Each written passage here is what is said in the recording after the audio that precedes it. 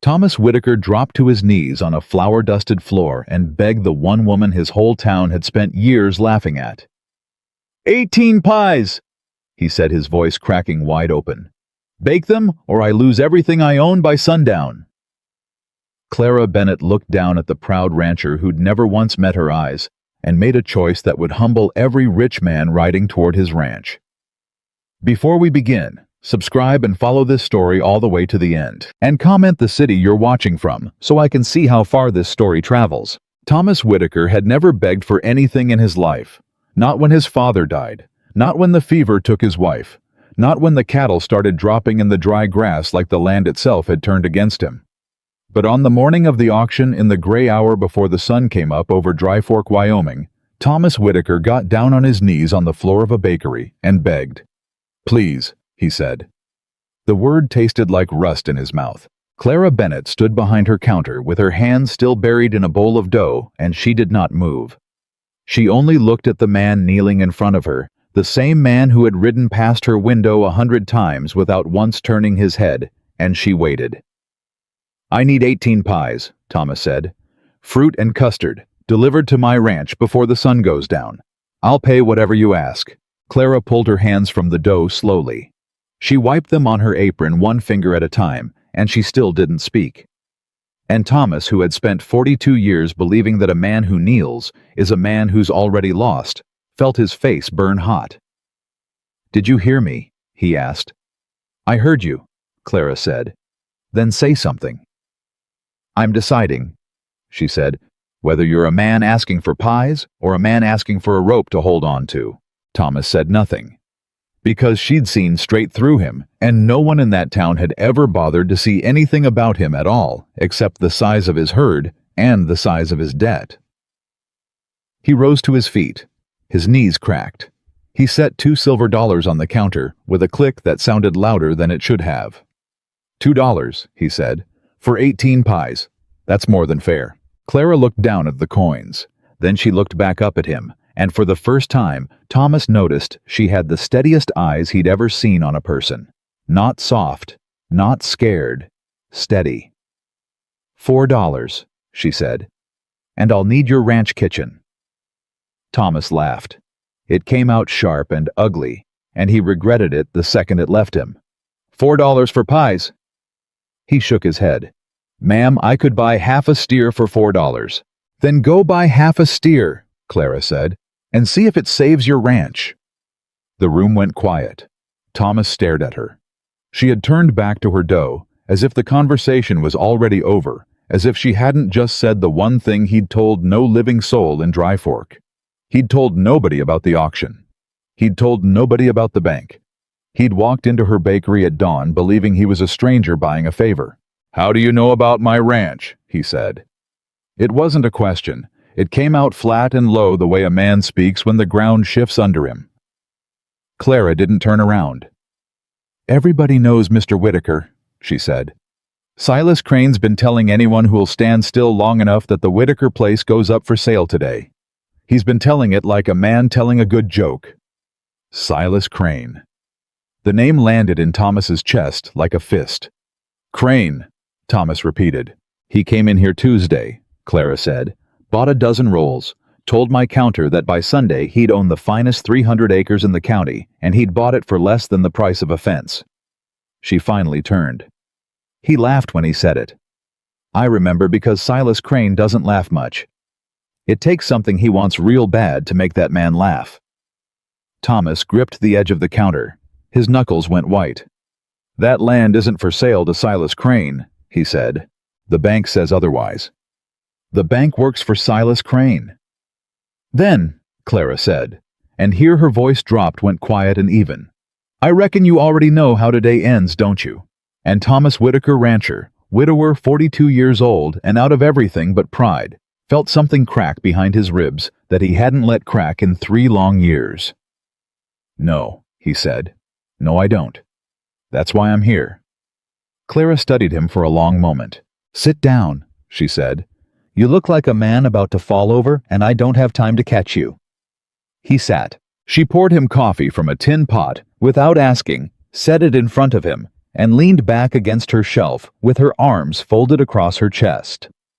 Clara Bennett was 27 years old, and she was a big woman, a heavy woman. And she'd spent every one of those 27 years watching people decide who she was before she'd said a single word. She'd learned to let them. It was easier than fighting. But she'd also learned to watch back. And she'd been watching Thomas Whitaker ride past her window for 2 years, and she knew things about that man he didn't know she knew. "You want to tell me why the buyers are coming today?" she said, instead of the bank just taking it clean. Thomas wrapped both hands around the coffee. "Because Crane doesn't want to take it clean," he said. "He wants an auction. He wants men to come and bid so it looks fair, so it looks like nobody stole anything. He's got 4 buyers coming this afternoon. Cattlemen, rich men. Every one of them's in his pocket. They'll come, they'll poke around my house, and they'll bid low, real low, and Crane'll stand there smiling and say the market decided the price. And you can't stop the auction." "I signed papers," Thomas said, and his jaw worked. 2 years back, after Ellen died, I wasn't thinking straight. Crane sat at my table and put a loan in front of me, and I signed it because he told me it'd carry me through the drought. I didn't read every line. He knew I wouldn't. He counted on it. "And now the drought's over," Clara said, "and he's calling it in." "The drought's over," Thomas said, "and I'm 3 months behind, and the paper says 3 months behind means he can force the sale." Clara nodded slowly. "So you came to buy 18 pies, she said. "To do what exactly?" Thomas opened his mouth, closed it. He turned the coffee cup a quarter turn on the counter, then another quarter turn, the way a man does when he's trying to find a way to say something that shames him. "When those buyers walk into my house," he said finally, "they're going to see an empty room. I sold the furniture. I sold the portraits.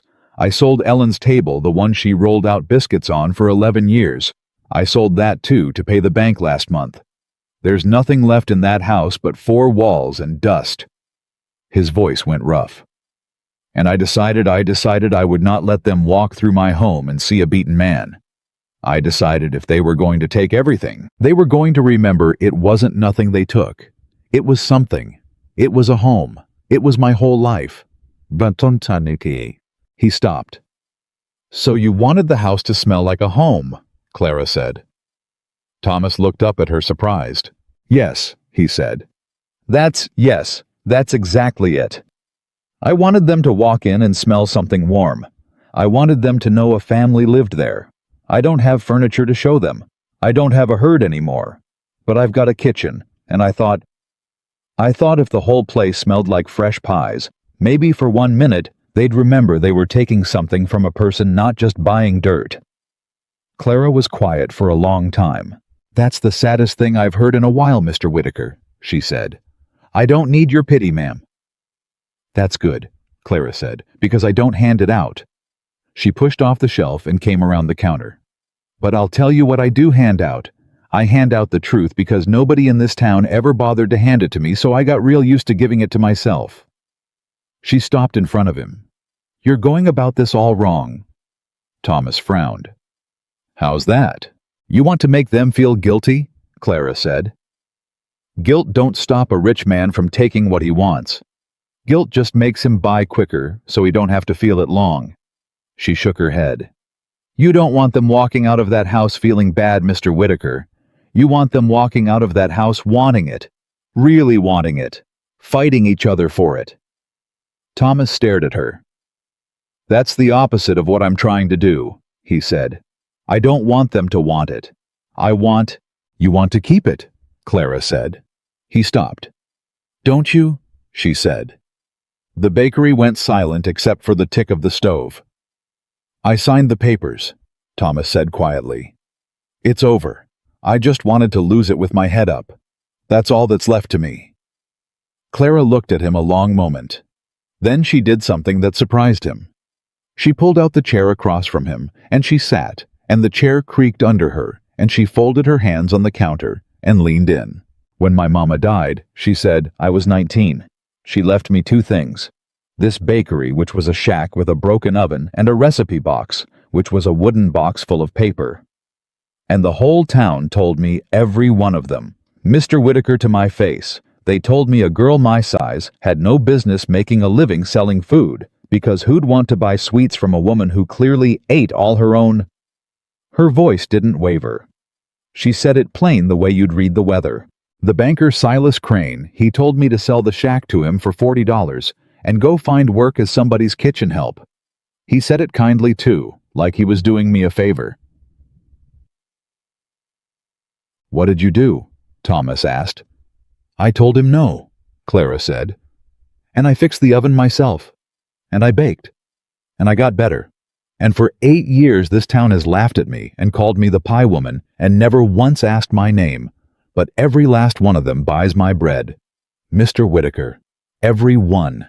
Because I'm the best they've got and they know it and they hate that they know it. She sat back. So don't sit in my shop and tell me it's over.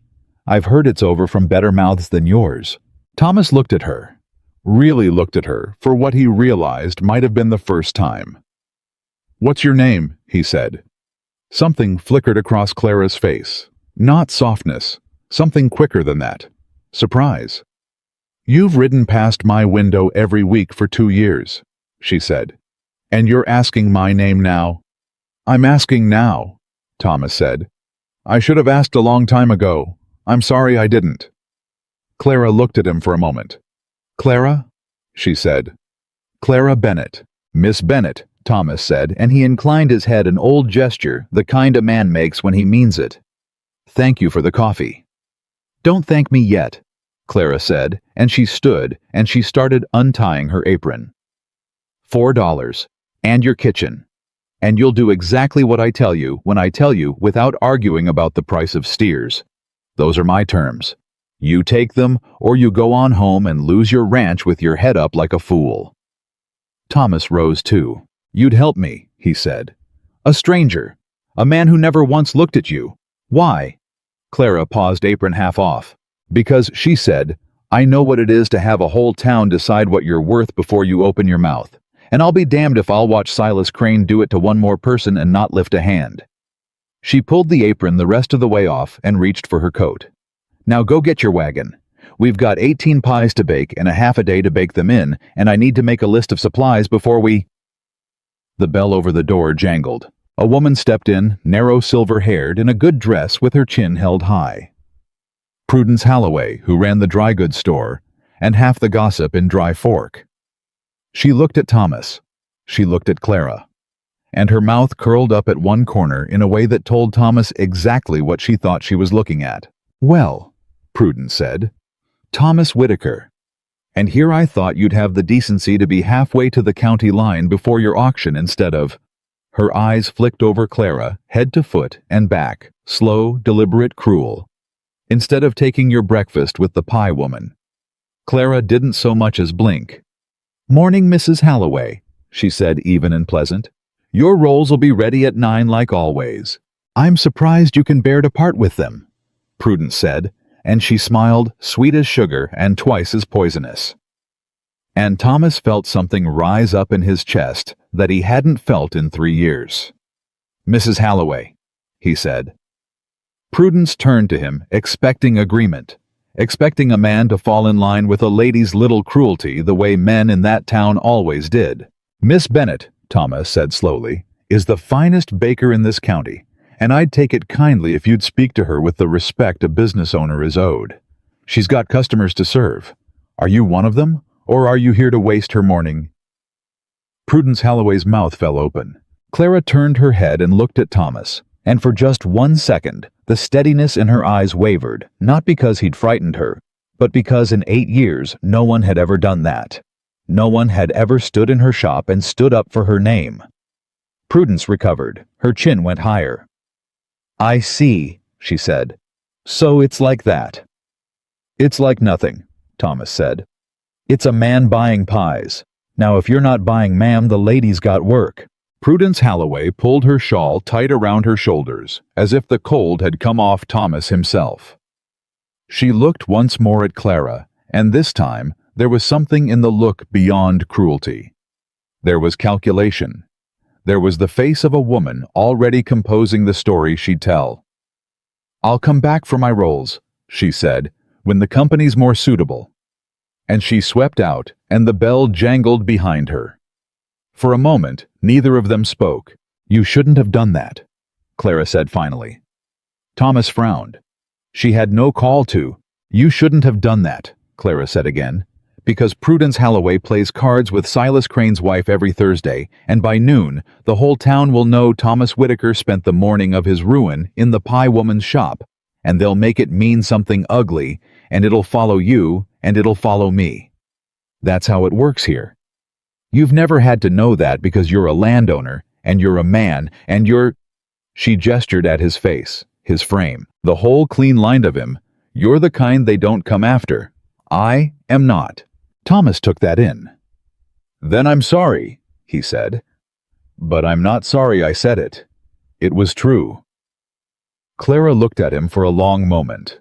Then quietly, "No," she said. "You're not sorry. I can see that." She turned away and picked up a pencil and a scrap of brown paper.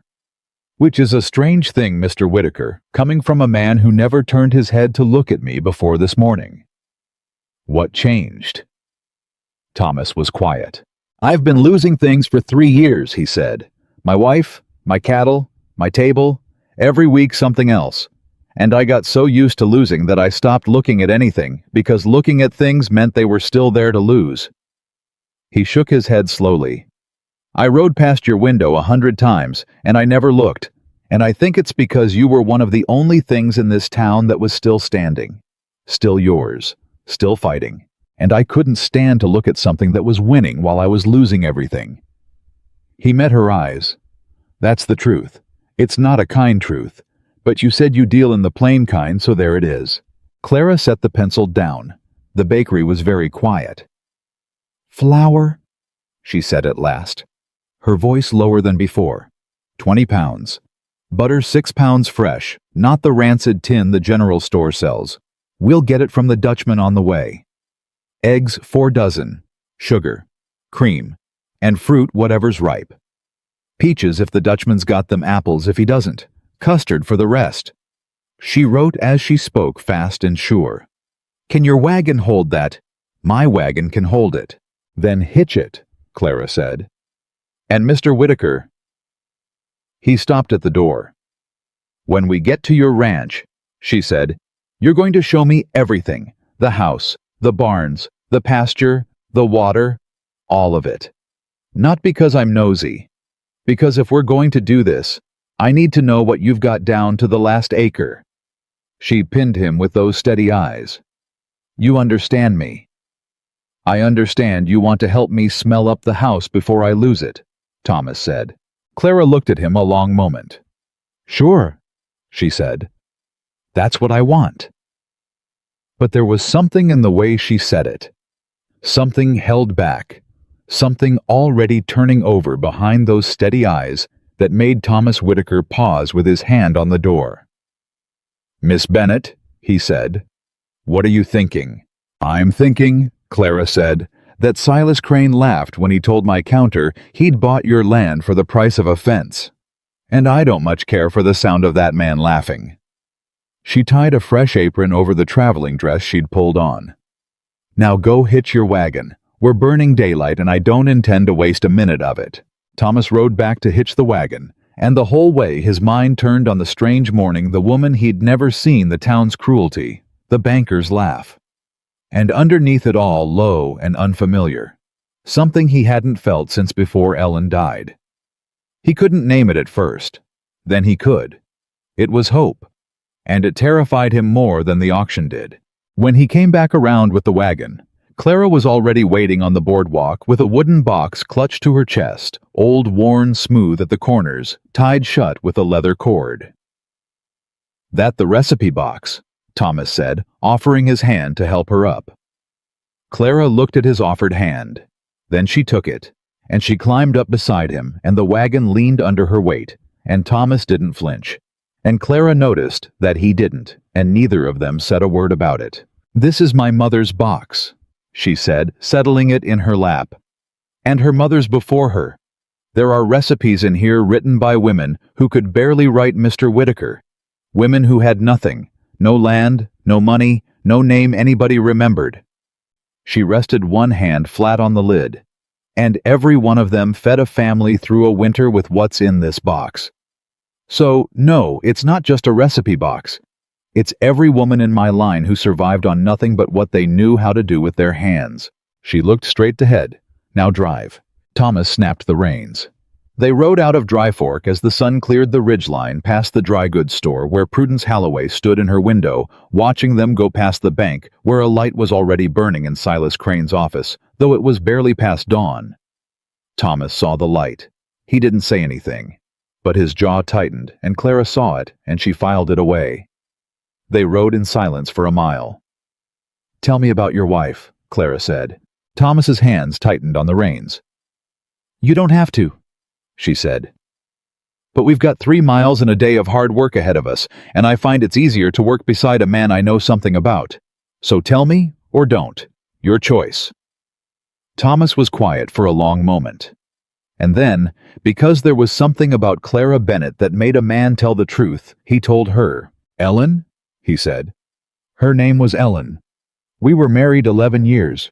We couldn't have children, that was the great sorrow of her life, and she carried it quiet the way she carried everything." He watched the road. "She was the one who loved the ranch, not me. I loved her, and she loved the land, and so I loved the land through her. When she got sick, the fever came fast. 3 days. She was strong and laughing on a Monday, and by Thursday she was gone." His voice was steady, but it was the kind of steady that costs a man something. "And I found out that everything I thought I loved about that ranch, I only loved because she did. Without her, it was just work, just dirt and dead and cattle. And I stopped taking care of it because taking care of it meant she was really gone." Belma, B. Bumsiamaya. Clara listened without saying a word. "Crane came 6 months after," Thomas said. "Smelled it on me, the giving up. Men like Crane can smell it. He put that loan in front of me, and I signed it because I didn't care what happened to the ranch anymore. I told myself I was being practical. Truth is, I wanted to lose it. I wanted it gone so I'd stop having to remember she was in every board of that house." He shook his head slowly. "And now it's finally happening. Today. And I woke up this morning and He stopped. "And you didn't want it anymore," Clara said quietly. "The losing." Thomas turned and looked at her. "How do you know that?" he said. "Because you got on your knees in my bakery," Clara said, "and begged a stranger for 18 pies to make your empty house smell like a home. A man who truly wants to lose something doesn't do that, Mr. Whitaker." She met his eyes. "A man who's finally ready to fight for it does. He just hasn't admitted it to himself yet." Thomas looked at her for a long moment, and the wagon rolled on, and something in his chest that had been shut and locked for 3 years turned just slightly like a key finding a tumbler. "You see a lot," he said, "for a woman folks say has no business seeing anything." "I see everything," Clara said. "That's the thing they never understand about people like me, Mr. Whitaker. They spend so much energy deciding I'm invisible that they forget I'm standing right there. Watching, learning, remembering every last thing they say when they think it doesn't count." She looked out at the road. "Silas Crane bought a dozen rolls from me on Tuesday and laughed about your ranch, and I stood there in my flour and my apron, and he never once thought I was a person who could do a single thing about it." Her jaw set. That was his first mistake. Thomas felt a chill go up his back. The good kind, the kind that comes when you realize you may not be as alone as you thought. "Miss Bennett," he said carefully, "you keep talking like you've got a plan bigger than pies." "I've got a plan the size of the pies right now," Clara said. 18 of them. That's as far as I'll say, because I don't make promises I can't keep, and I've only got one card so far, and it's a card I'm not even sure we'll play." She looked at him. "But I'll tell you this. When those 4 buyers walk into your house this afternoon, they are going to meet a version of the Whitaker Ranch that Silas Crane never told them about. Because Crane's been selling them a dead man's dirt, and I intend for them to meet a living thing instead."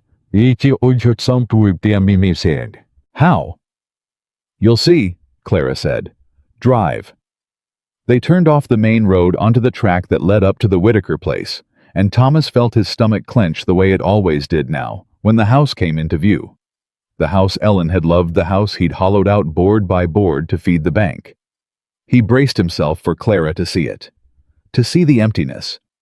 To pity him after all, whatever she said. He pulled the wagon up to the front of the house and set the brake. Clara sat and looked at it for a long moment. The bare windows. The porch that needed mending.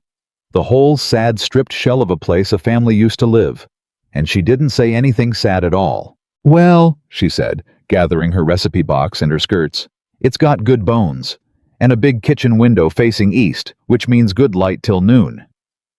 She climbed down before Thomas could come around to help her, and the wagon rocked, and she stood in the dust of the Whitaker ranch, with her mother's recipe box under her arm, looking up at the house that a banker had already sold in his mind. "Bring in the flour first," she said. "Everything else can wait, but a good crust starts cold, and we've got no time to let it warm. Miss Bennet." She was already walking toward the door. "Yes, Mr. Whitaker?"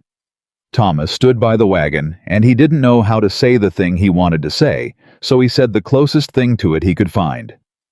"There's no table in there," he said. "I sold Ellen's table. There's nothing to roll the crust on. I didn't think of that when I came for you.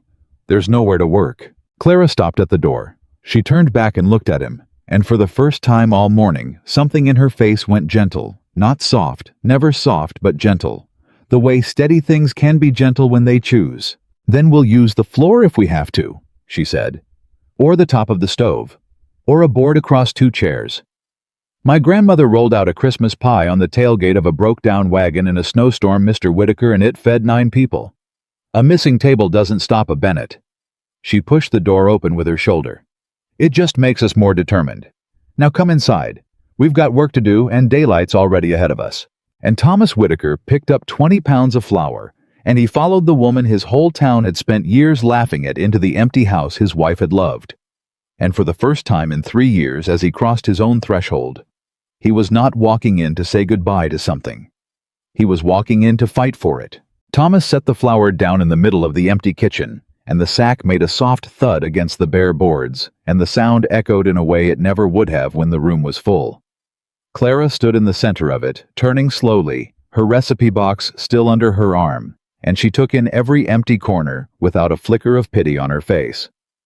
"Where'd the stove go?" she said. "Stove's still here." Thomas pointed. "Nobody'd buy a cast-iron cook stove, too heavy to haul. Crane's man said it wasn't worth the wagon." "Crane's man was a fool." Clara crossed to it, set her box down on the cold iron top, and laid a hand flat against the belly of the stove. "This is a Charter Oak.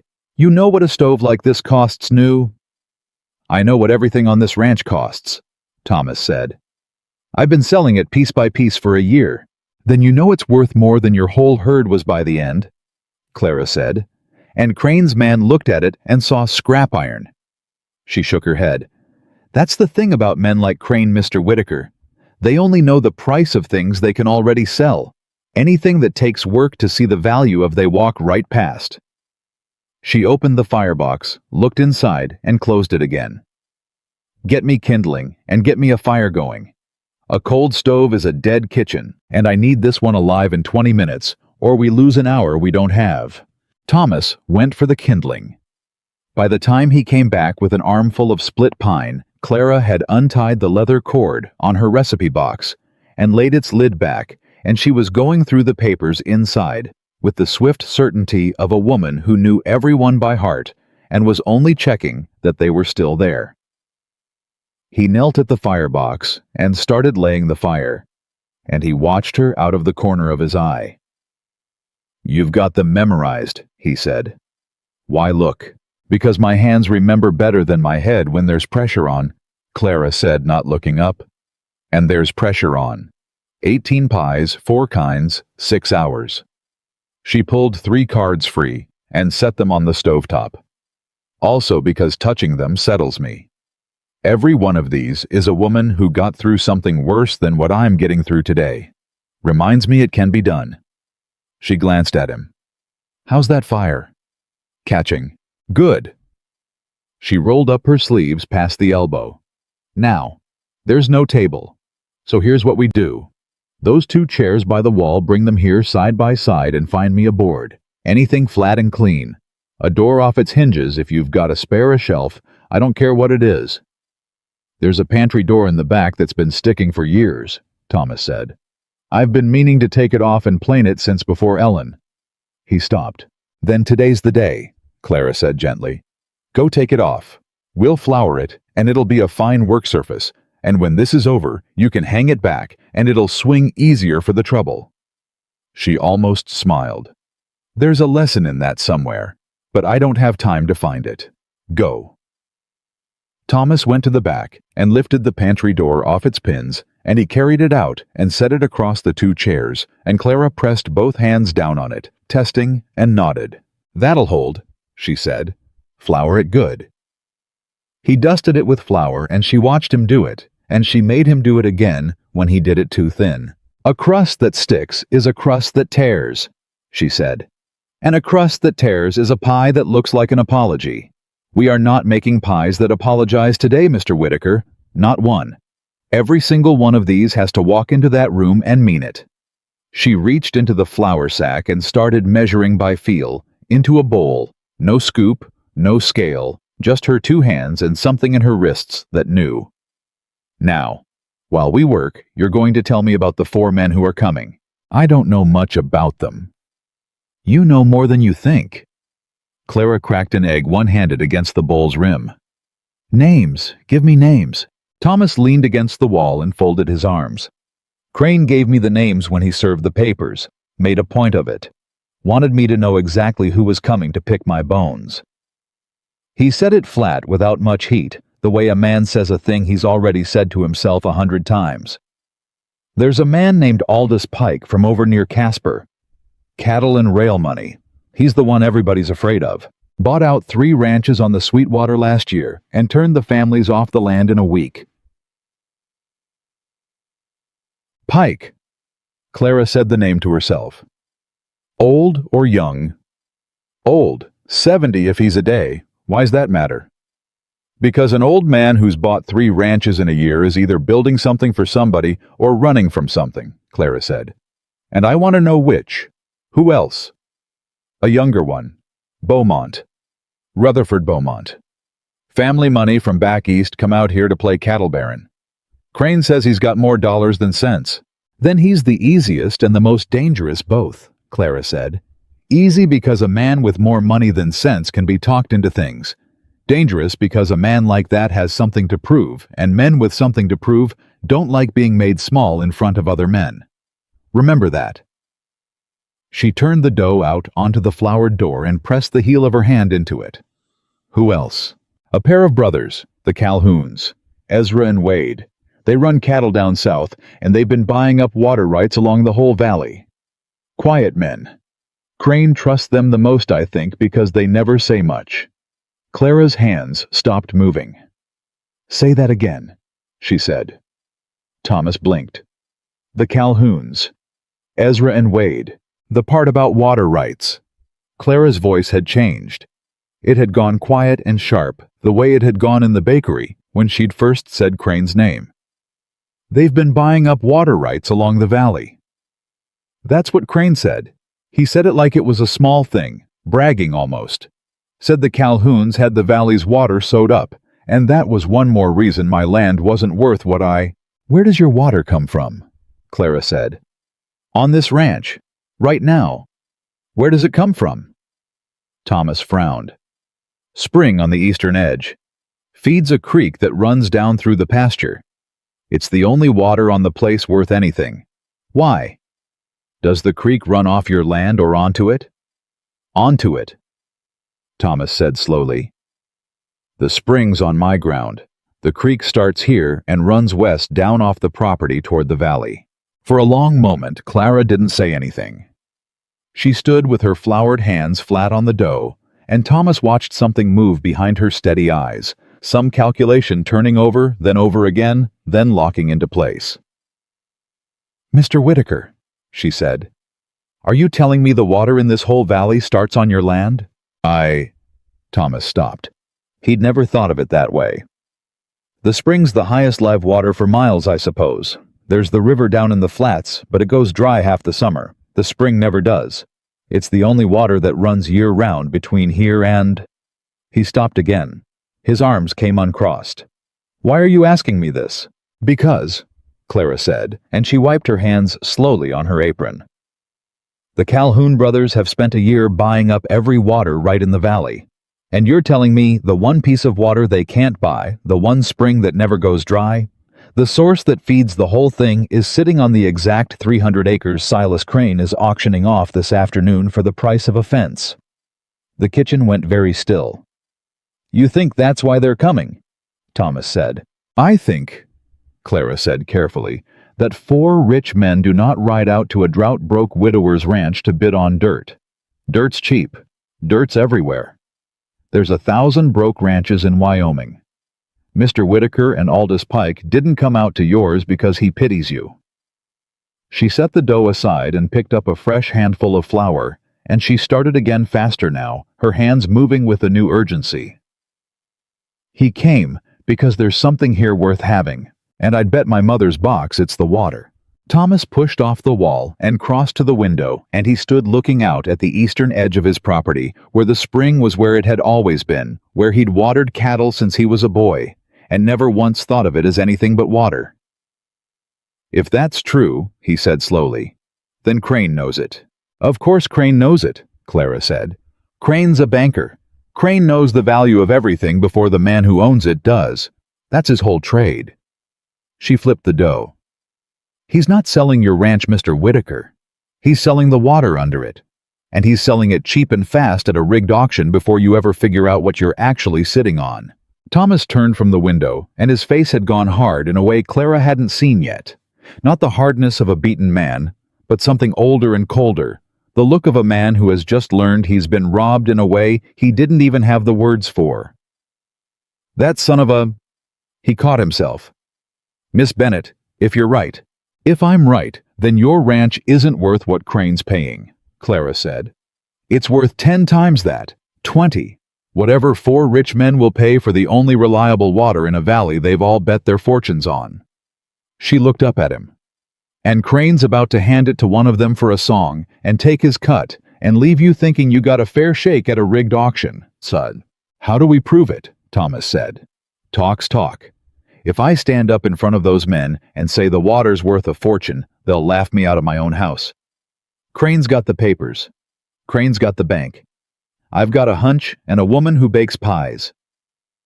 Clara's chin came up a fraction. You've got more than that, she said, and her voice had an edge to it now. You've got the deed. You've got the spring on your own ground in ink filed with the county. And you've got the one thing Crane never counted on. What's that? You've got me, Clara said. And I stood in my shop and listened to Silas Crane brag for 8 years, because that man cannot help but brag when he thinks nobody who matters is listening. He's told my counter more than he's ever told a lawyer.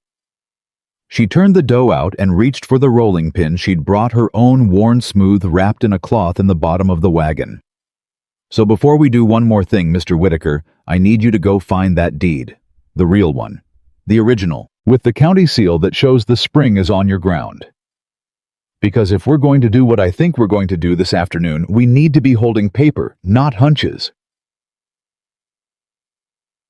Thomas didn't move for a second. You said, he began slowly, in the wagon. You said you had one card and you weren't sure it'd play. I did. The pies were never the card, he said. Were they? Clara met his eyes. The pies get them to sit down, she said.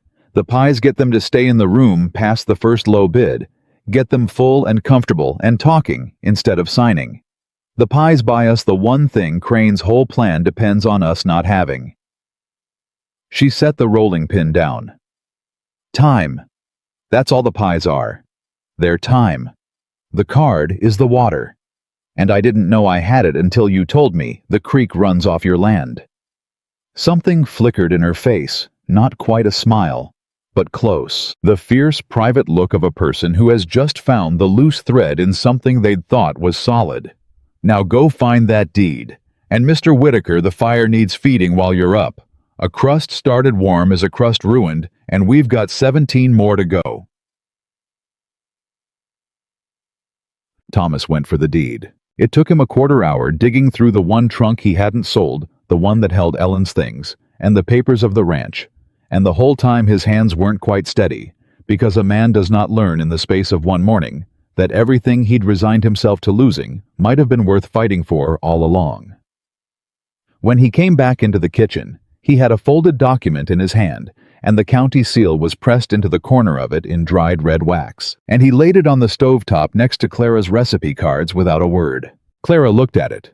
She didn't touch it. Her hands were in the dough, but she leaned over and read it, her eyes moving down the page, and Thomas watched her find the line. He'd found the line that described the property, the line that named the spring. "There it is," she said softly. "The spring known as the Whitaker Spring, together with all rights and issue thereof." All rights and issue Mr. Whitaker. That's the water. That's the whole valley's water named in ink with a county seal sitting on your ground. She straightened. "Crane can force the sale of the land, but the water goes with the deed. Whoever buys this land buys that water, and Crane's about to sell it for the price of a fence to whichever of those 4 men he's cut the best deal with." "Then all I have to do," Thomas said, "is tell the other 3 what they're really bidding on." Clara's eyes came up sharp. "No," she said. "That's exactly what you don't do. Not straight out. You tell 4 rich men they're bidding on the valley's water, and you know what happens? They get quiet. They stop bidding against each other in the open. They go outside and they cut a deal amongst themselves. One of them takes the ranch, they all share the water, and they split it 4 ways behind your back, and you get the price of a fence just like Crane planned. Men like that don't fight each other in the open when they can carve it up in the dark." She shook her head. "The trick isn't to tell them what it's worth. The trick is to make each one of them believe he's the only one who's figured it out. And then let them fight." Thomas stared at her. "Where did you learn to think like this?" he said. "I told you," Clara said, and now she did smile small and grim. "Nobody in that town has ever thought I was worth talking careful around. I've spent 8 years listening to men make deals over my counter because they never once believed the pie woman understood a word of it. I understood every word, Mr. Whitaker. I understood things they didn't understand themselves." She turned back to the dough. "Now, we've got 2 hours of baking, and then those men will be here, and there's a great deal I need to know before they walk through that door. So while I work, you talk. Tell me about Aldous Pike. Everything Crane said, everything you've heard. Leave nothing out." And so the strange work of the morning began in earnest. Clara baked and Thomas talked, and slowly the empty kitchen filled first with the smell of it, the butter and the sugar and the fruit, the crusts going gold in the oven, the custard setting, and then with something harder to name, a kind of warmth that had nothing to do with the stove. Thomas found himself talking more than he had in 3 years. He told her everything he knew about the 4 men. He told her about the valley, the ranches, the way the water ran. And every so often Clara would stop her hand still in the flour and ask him a single sharp question that showed him she'd already run 3 steps ahead of what he was saying. "The Calhoun brothers," she said around the time the first 4 pies came out of the oven. "You said they're quiet. You said Crane trusts them most." "That's right." "Then they're the ones to watch," Clara said. "Not Pike. Everybody's watching Pike because Pike's frightening. But a frightening man tells you exactly what he wants. He wants you to be frightened, so he shows you his teeth. The quiet men are the ones with the plan. The Calhouns have been buying water rights for a year. That's not a man who bids on a whim. That's a man who's been building towards something patient, piece by piece." She slid the next 4 pies in and closed the oven. "And your spring is the last piece. The keystone. Without it, every water right they've bought this year is worth half what they paid. They need this water more than any of the others, which means they'll pay the most," Thomas said. "Which means they'll pay the most," Clara agreed. "But they'll try hardest to hide that they need it. So they'll come in quiet. They'll act uninterested. They'll let Pike and the young fool bid, and they'll hang back, and right at the end, when they think the room's tired and the price is set low, they'll step in and take it." She wiped her forehead with the back of her wrist, leaving a streak of flour. That's the plan. I'd stake my box on it. Our job is to blow it up before they can run it. Thomas was quiet a moment. You keep saying our, he said. Clara paused. Did I? You did. Since the wagon. Our job. What we're going to do. He wasn't accusing. He said it carefully, like a man testing ice. You could have baked your 18 pies and taken your $4 and gone home, Miss Bennett. This isn't your fight. Crane's not taking your bakery. Clara looked at him for a long moment, and something crossed her face that he couldn't quite read. No, she said finally. He's not taking my bakery. He tried 8 years ago and I told him no, and I've spent every year since watching him take everything else in this town instead. The Hendersons' farm, old Miller's mill. The Copelands got run off their land 2 winters back, and Crane bought it at auction the week after, for 1/10 what it was worth, and everybody in town knew it was crooked, and everybody in town said nothing, because Crane holds paper on half of them, and they're all afraid. Her voice had gone low and hard. I have watched that man eat this town one piece at a time for 8 years. Mr. Whitaker and I have never once had a way to stop him. Never once had a card to play. And this morning, a broke rancher gets down on his knees in my shop and begs me for 18 pies, and I find out the whole thing turns on a spring on his land, and for the first time in 8 years, I am holding a card. She lifted her chin. So no, it's not just your fight. It stopped being just your fight the second I figured out what you were really sitting on. I've been waiting 8 years for a hand I could win. I'm not about to fold it. Thomas looked at her, and he felt that same thing move in his chest again, the thing from the wagon, the thing that terrified him. Miss Bennett, he said quietly, if we lose this, then we lose it fighting, Clara said, and you lose your ranch with your head up, which is all you wanted this morning anyway, so you're no worse off than when you knelt on my floor. She turned back to the oven. But we're not going to lose it. Feed the fire. And go clean yourself up while these bake. You've got flour in your hair and dirt on your collar, and when those men walk in, the first thing they need to see is a man who is not beaten. Everything depends on that. The pies buy the time, the water wins the fight, but you... She pointed the rolling pin at him. You have to walk into that room looking like a man who knows exactly what he's got. Can you do that? Thomas straightened his shoulders. I can do that, he said. Then do it, Clara said. And Mr. Whitaker, when they get here, you let me speak first. Whatever happens, whatever they say, however they look at me when they see me, you let me speak first and you don't jump in to defend me no matter how bad you want to. Her jaw set. Because the second they walk in and see a fat baker in a flour apron, they're going to decide I'm nobody. And that, Mr. Whitaker, is the most valuable thing in this whole plan. Let them think I'm nobody. It's the only advantage we've got, and it only works once. Thomas held her gaze. I don't like it, he said. Letting them talk down to you. I did that once already this morning, stood by while a woman in your shop looked you up and down like you were nothing. And I'm ashamed I ever did it before today. Now you're asking me to do it again on purpose.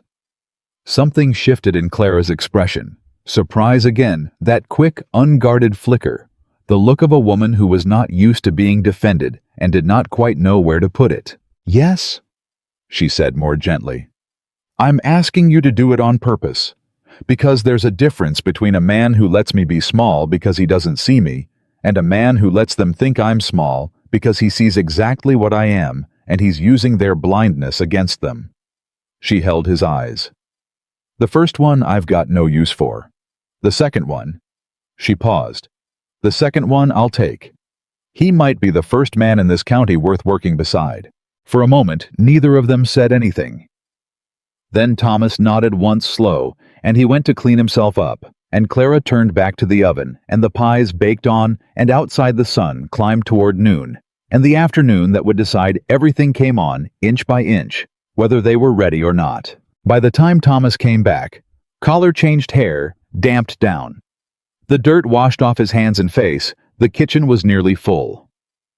A dozen pies cooled on every surface. Clara could find the stovetop, the windowsill, the floured pantry door, a plank he'd laid across 2 crates at her direction. The smell of them had gone from the kitchen out through the hole downstairs of the house, and Tom stopped in the doorway and breathed it in.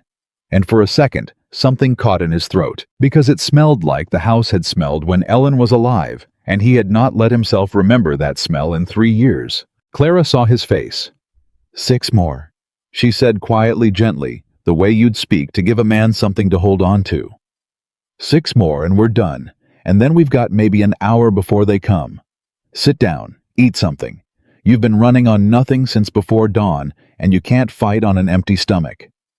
I can't eat, Thomas said. Not now. You can and you will, Clara said, and she cut a slice from one of the peach pies, the imperfect one she'd set it aside, the one that had bubbled over in the oven, and put it on a chipped plate and handed it to him.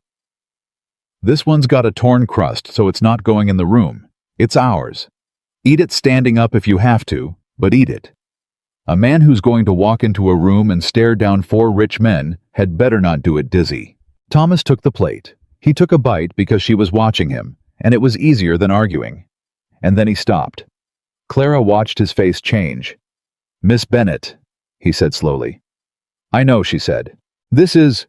He took another bite and he shook his head, and something in his eyes that had been shut for a long time came open a crack. Ellen made peach pie. Every August. It was the one thing she... He stopped. His voice had gone thick. This tastes like hers. Not the same, but like it. The way a thing tastes when somebody made it because they meant it, and not just to fill a plate. Clara didn't say anything for a moment. That's the whole secret, she said, finally quiet. That's what's in the box, not the recipes. Any fool can follow a recipe. What's in the box is 100 years of women who baked because they meant it, because it was the one thing that was theirs, the one place nobody could tell them they weren't enough. She turned back to the stove. Your Ellen knew that. I can tell she knew it from the way you just looked. She wasn't baking pie, Mr. Whitaker. She was telling this house it was loved. Every August. That's why you can't forget the taste. Thomas stood in the doorway of his own kitchen with a slice of peach pie in his hand and tears standing in his eyes that he was too proud to let fall. And Clara Bennet had her back to him, sliding the last pies into the oven, giving him the privacy to feel what he was feeling without her watching. And in that moment, something settled in Thomas Whitaker that had been unsettled for 3 years, not healed, not finished, but settled like a house shifting onto its foundation after a long time leaning. Miss Bennet, he said when he could trust his voice. Whatever happens this afternoon, he said. Win or lose, I want you to know something. He set the plate down. You didn't just come out here to bake pies. You came out here and you gave me back a thing I thought I'd lost for good, and it wasn't the ranch, and it wasn't even the hope. It was... He searched for it. It was the feeling of this being a home again, for one morning, even if it's the last morning. You did that, and I won't forget it no matter how this ends. Clara was quiet a long moment. When she spoke, her voice wasn't quite steady, and it was the first time all day it hadn't been. You'd best not thank me yet, she said. We haven't won anything. But she didn't turn around, and Thomas understood that she didn't want him to see her face, and he let her have that the way she'd let him have his. The last 6 pies came out of the oven, gold and perfect, and Clara set them to cool, and then she stood in the middle of that no longer empty kitchen and looked at the whole array of them. 18 pies filling a room that had been bare that morning, and she wiped her hands on her apron and let out a long breath. There, she said. That's the easy part done. That was the easy part. That was the easy part, Clara said.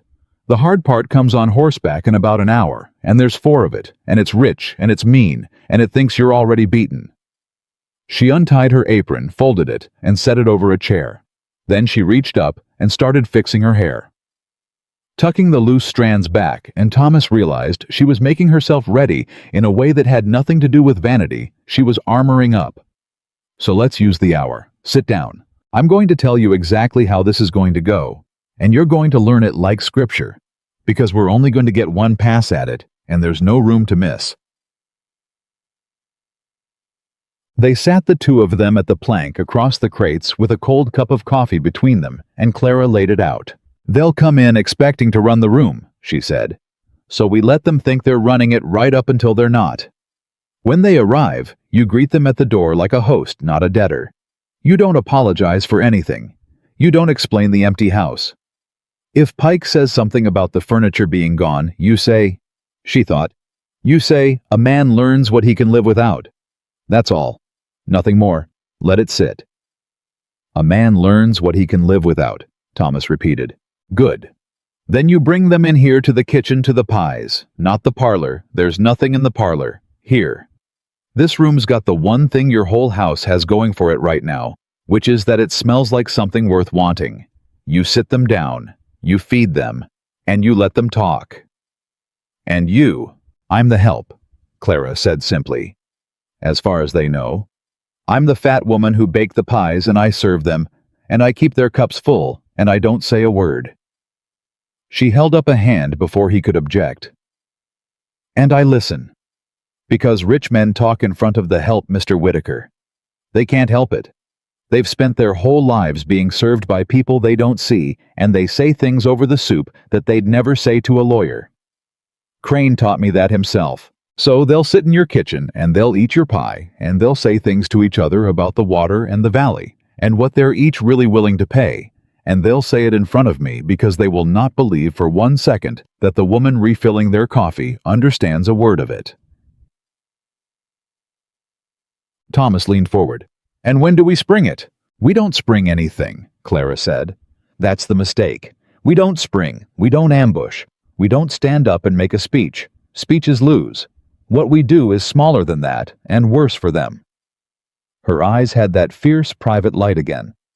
"At some point, one of them, probably the young fool Beaumont, because he can't stand to be the least important man in a room, one of them is going to ask a question about the ranch, the water, the land, and when he does, I'm going to answer it.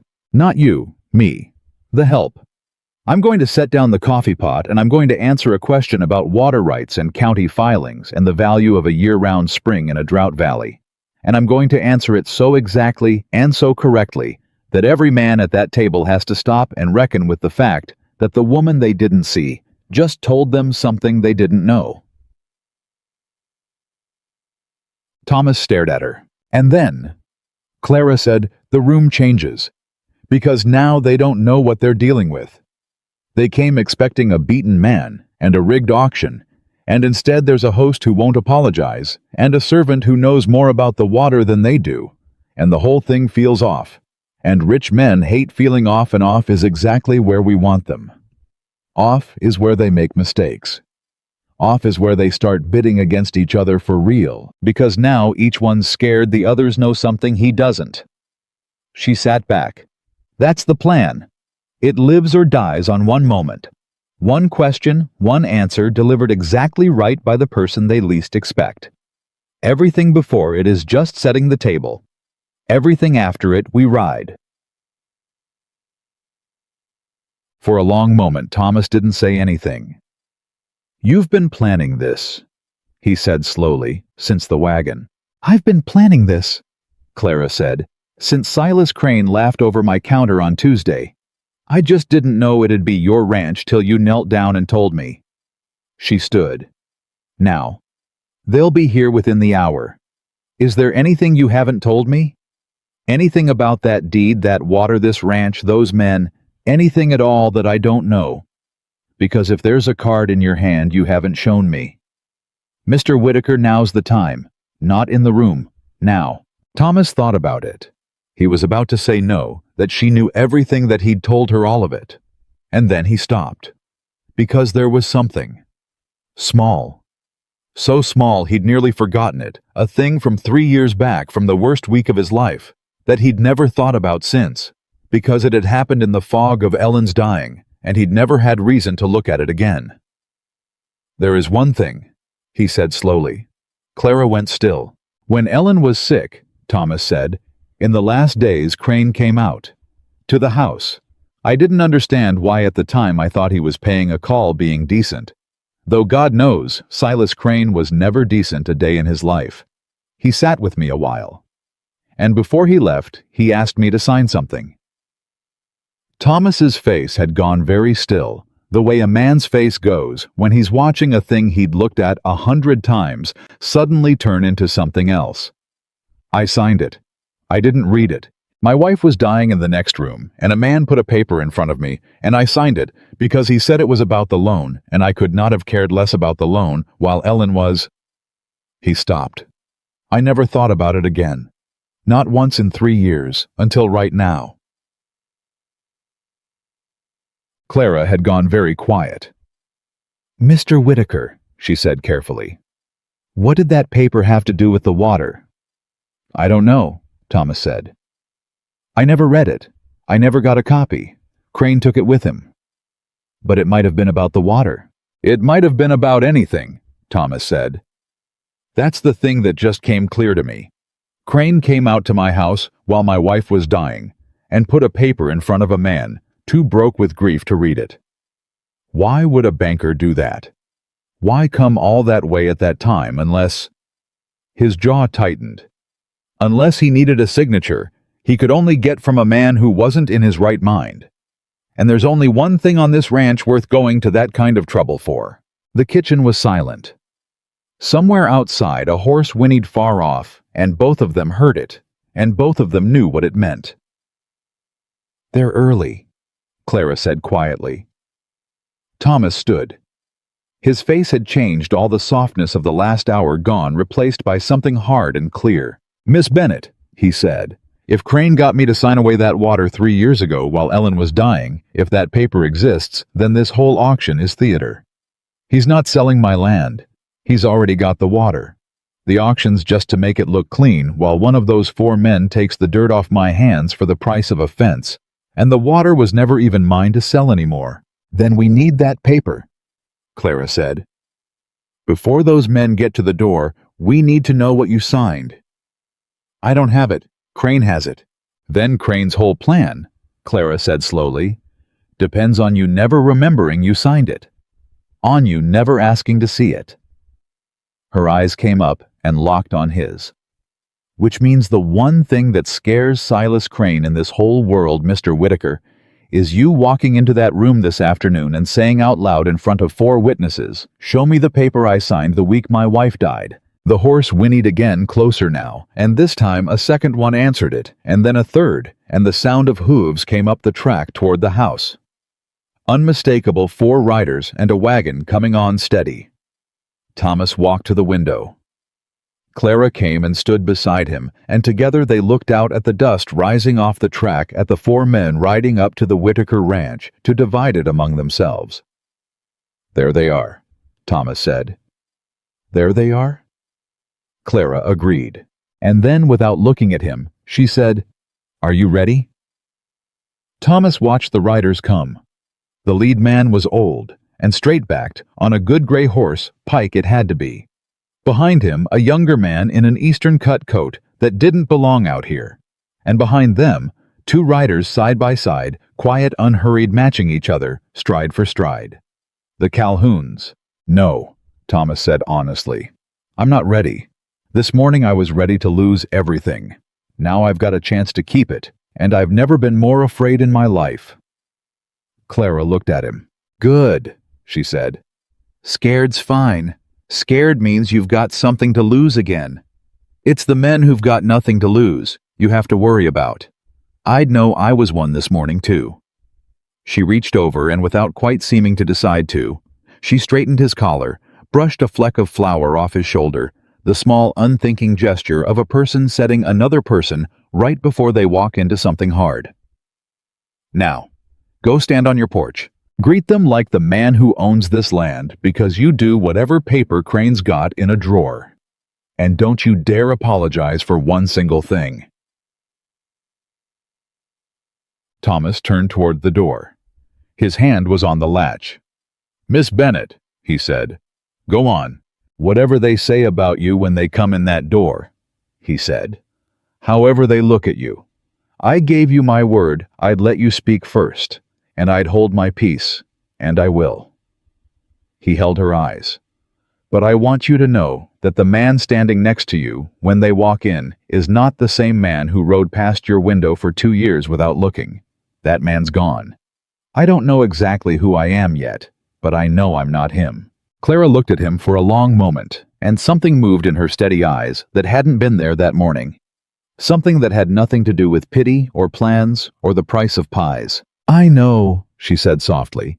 "I've been watching you become somebody else all day." She stepped back and picked up the coffee pot, and just like that, she was the help again, her face gone smooth and unreadable, her whole self folded away behind the mask of a woman nobody was going to look at twice. "Now open the door. And Mr. Whitaker, remember, one question, one answer. Let them think I'm nobody." Thomas Whitaker opened the door of his house, and the afternoon light fell across the porch, and the 4 richest men in the valley reined up in his yard and looked down at him from their horses. And the oldest one, Aldous Pike, touched the brim of his hat with 2 fingers, in a gesture that was more insult than greeting, and said in a dry old voice like a page turning, "Whitaker, we've come about the land." And behind Thomas, unseen in the doorway with a coffee pot in her hands and a plan the size of a valley in her head, Clara Bennett waited for her moment and did not make a sound. "We've come about the land," Aldous Pike said again, when Thomas didn't answer fast enough to suit him. Thomas stood on his own porch with his hands loose at his sides, and did not step back to let them dismount, and did not apologize for making them wait, and did not do any of the small deferring things a beaten man does. He'd promised Clara that. He kept it. "Then you've come a long way to look at dirt, Mr. Pike," Thomas said. "Get down off your horses. There's coffee, and there's more than coffee. We'll do our business inside like men, and not shout it across a yard." Something flickered across the old man's face, surprise quickly buried. He had not expected to be told anything. He'd expected to find a man halfway to broken who'd be grateful for the mercy of a quick sale. Instead, here stood Whitaker on his porch, talking like a host, and Pike, who had spent 70 years reading men for weakness, the way other men read weather, felt the first small wrongness of the afternoon, and did not yet know what to make of it. "Coffee," said the young one, Beaumont, swinging down off a horse too fine for the work it was doing. He was maybe 30, dressed in an Eastern coat, and he had the loud, easy manner of a man who has never once in his life worried about money and mistakes that for charm. "That's civilized. I told them you'd be civilized, Whitaker. Crane made it sound like we'd be talking a man off a ledge." He laughed. "But you look fine to me. You look downright at ease." "No call for a man to be otherwise in his own home," Thomas said. The 2 quiet men came down off their horses last. The Calhoun brothers. They moved the same way unhurried, and they didn't waste words on the porch. Ezra the elder touched his hat to Thomas, a real gesture, not Pike's insult, and said only, "Whitaker," and his brother Wade said nothing at all, and the 2 of them looked past Thomas into the house with a quiet, careful attention that neither Pike nor Beaumont wasted a second on. Clara, standing back in the shadow of the hall with the coffee pot in her hands, saw that look. She saw the Calhoun's eyes go past the man to the house, past the house to the kitchen, and she thought, "There, those 2. Just as she'd said. The frightening one shows his teeth. The quiet ones do the arithmetic." And the Calhouns were already doing arithmetic before their boots touched the porch. Thomas brought them in. He walked them down the bare hall, and to their credit, not one of them remarked on the emptiness, though Beaumont's eyes went to the pale rectangles on the wall where the portraits had hung, and his mouth twitched like he wanted to say something clever and thought better of it. And he brought them into the kitchen, into the smell of it, 18 pies cooling on every surface, and the whole warm weight of them filling the room. And there, for just a moment, the 4 richest men in the valley stopped. Because a man expects an empty ranch house to smell like dust and failure, he does not expect it to stop him in a doorway with the smell of peaches and butter and warm crust. Does not expect it to reach into some old buried place in him where a mother or a wife once stood at a stove. Does not expect a hollowed-out debtor's kitchen to feel for one disorienting second like the most alive room he's walked into in a year. Beaumont said it out loud because he said everything out loud. "Good Lord," he said. "What is that?" "Pie," Thomas said. "Sit, all of you. We'll talk over it." They sat. Even Pike sat, though he sat like a man doing you a favor by it, lowering himself into the chair with the stiff care of the old and setting his hat on his knee. Beaumont sat eagerly. The Calhouns sat together on one side, quiet, watchful, and Ezra Calhoun's eyes went once around the whole kitchen cataloging and came to rest for just a moment on Clara, on the fat woman in the flower apron, standing back by the stove with a coffee pot, and then moved on, dismissing her, filing her under nothing exactly as Clara had known he would. She stepped forward and began to pour. She poured Pike's first because he was oldest and would expect it, and she poured it exactly right, not too full, and set it at his hand without a word. And Pike did not thank her, did not look at her, took the coffee as a man takes a thing the world owes him. She poured Beaumont's, and Beaumont said, "Thank you, dear," without looking at her, either the endearment carrying more insult in it than Pike's silence had. She poured the Calhoun's last, and Wade Calhoun the younger, the one who hadn't said a word, glanced up at her as she poured, just a flick of the eyes, and Clara felt it, and kept her face smooth and empty, and gave him nothing to see, and after a moment, he looked away. Then she stepped back to the stove, and she became furniture, and the men began to talk. "Well, Whitaker," Pike said, setting down his cup, "I'll not waste your afternoon or mine. Crane tells us the note's called, and the land's for sale, and we've come to bid on it, the four of us, fair and open, and whoever offers most walks away with the deed. That's the whole of it. You understand the position you're in, so I'll not insult you by pretending otherwise." He said it flat, businesslike, a man laying out the terms of a surrender. "The land's dry, the herd's gone, the buildings want work. It's not worth much, and we all know it's not worth much, and the bidding's going to reflect that. But 4 men bidding is 4 men, and that's more than you'd get selling to the bank direct, so you ought to be grateful Crane arranged it." "Grateful," Thomas said. "Grateful," Pike agreed. "I've bought a dozen ranches like this one, Whitaker. Men in your spot, they fight it, and it goes bad for them, and they walk away with less than if they'd taken the thing gracious. Take it gracious. That's my advice, free of charge." Clara at the stove said nothing and watched Thomas's shoulders and willed him to hold. "Not yet. Not yet. Let them talk. Let them get comfortable. Let them lay out the whole shape of the con before you touch it." Thomas held. "I hear you, Mr. Pike," he said mildly. "Drink your coffee. Try the pie. We've got all afternoon." Beaumont didn't wait to be told twice. He pulled a whole peach pie toward himself, cut a wedge, and took a bite, and his eyes went wide, and he said, around the mouthful, "Oh, that's Whitaker. Where did you get this? This is better than anything at the hotel in Casper. Where'd this come from?" And there it was, the first small door cracking open exactly where Clara had said it would, from exactly the man she'd said it would come from. Thomas didn't so much as glance at her. "Local," he said. "There's a baker in town." "A baker in town," Beaumont repeated, cutting another wedge. "Well, whoever it is could open a shop in Denver and make a fortune. This is Ezra Wade. Try this. You have to try this." And he pushed the pie down the table toward the Calhouns, and even the quiet brothers cut themselves a piece, and even Aldous Pike, after a long, dignified pause, allowed himself a small slice of a custard pie, and for a few minutes the kitchen was quiet, with the particular quiet of men eating something better than they'd expected. And in that quiet, Clara refilled the coffee, moving among them unseen, and she listened. "So what's the play here?" Beaumont said low to Pike, thinking Thomas had stepped to the window and wasn't attending, though Thomas heard every word, and so did Clara. "We bid each other up a little for show, and then settle it after? Or is it every man for himself?" "It's whatever Crane arranged," Pike said, quieter still. "You know that as well as I do." "I don't know what Crane arranged," Beaumont said. "Crane doesn't tell me anything. Crane treats me like the money and not the man, and I don't much care for it." "Then you're learning something," Pike said dryly. "Eat your pie." But the Calhoun said nothing, and Clara marked that too, how the two brothers ate their pie and drank their coffee, and let Pike and Beaumont talk, and gave away not one word about what they wanted or what they'd pay or what they knew.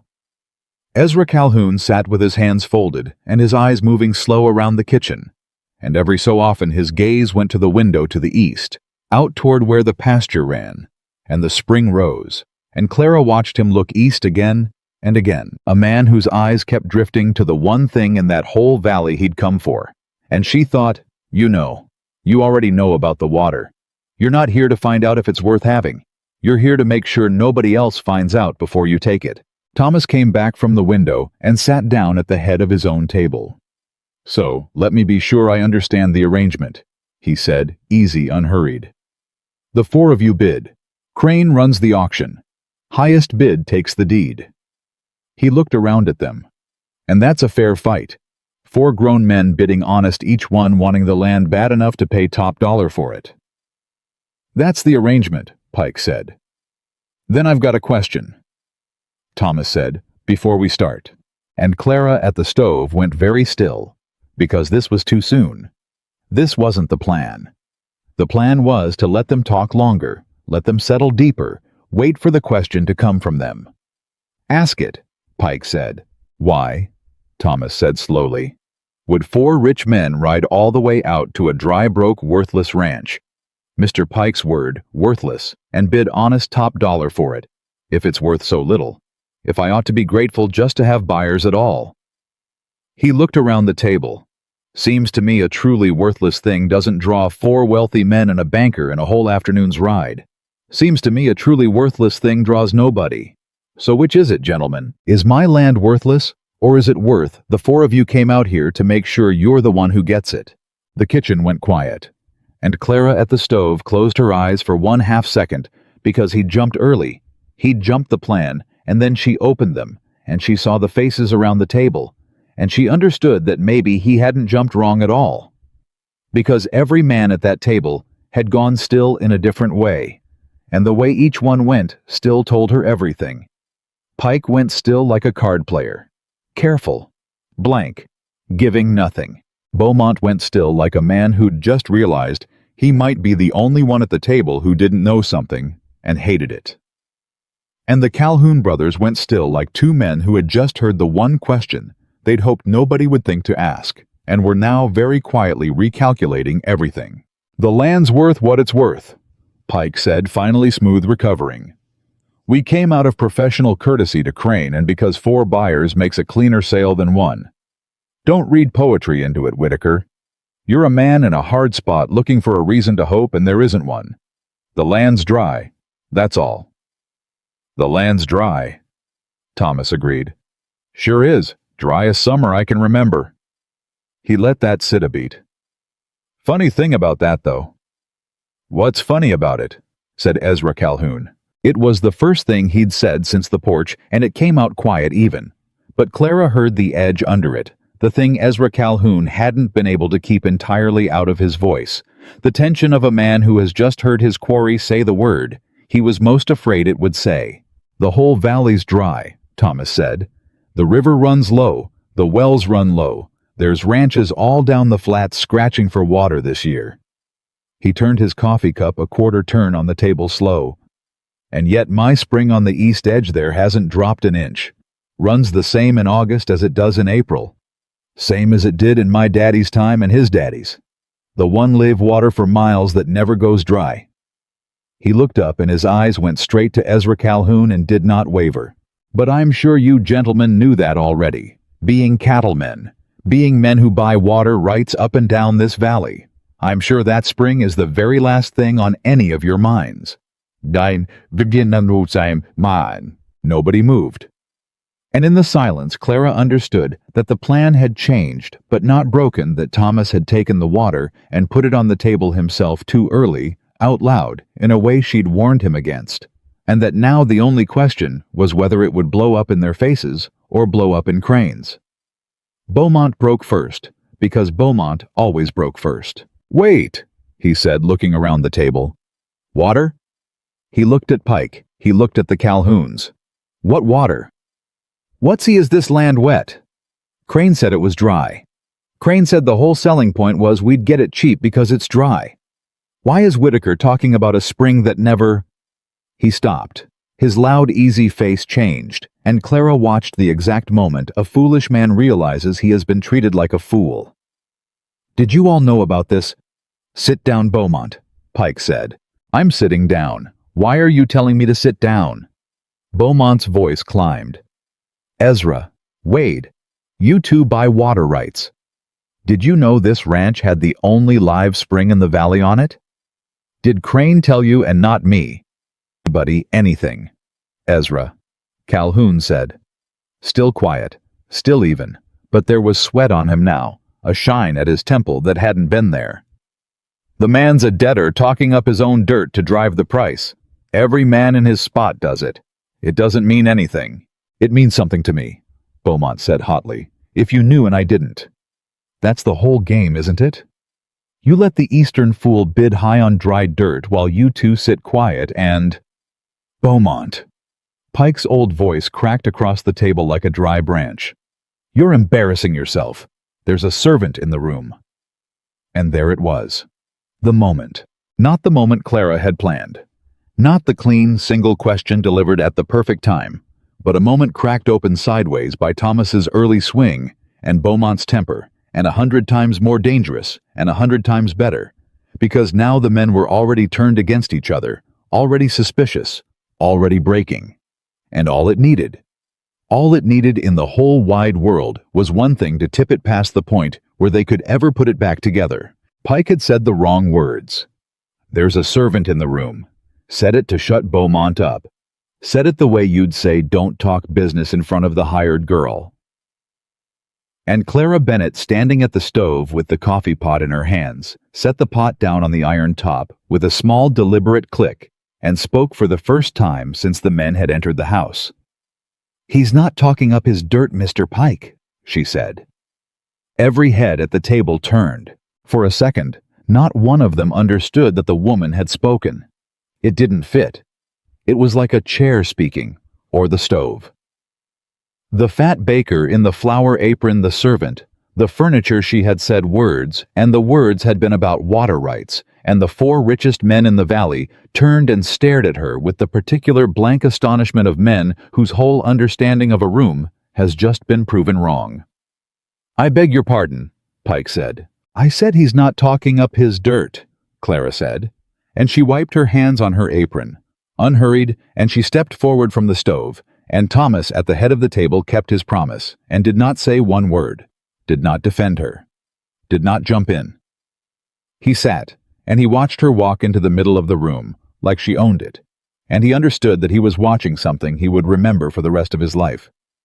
The spring's real. It's on the deed. I've read the deed. The spring known as the Whitaker Spring, together with all rights and issue thereof. It's filed with the county under seal.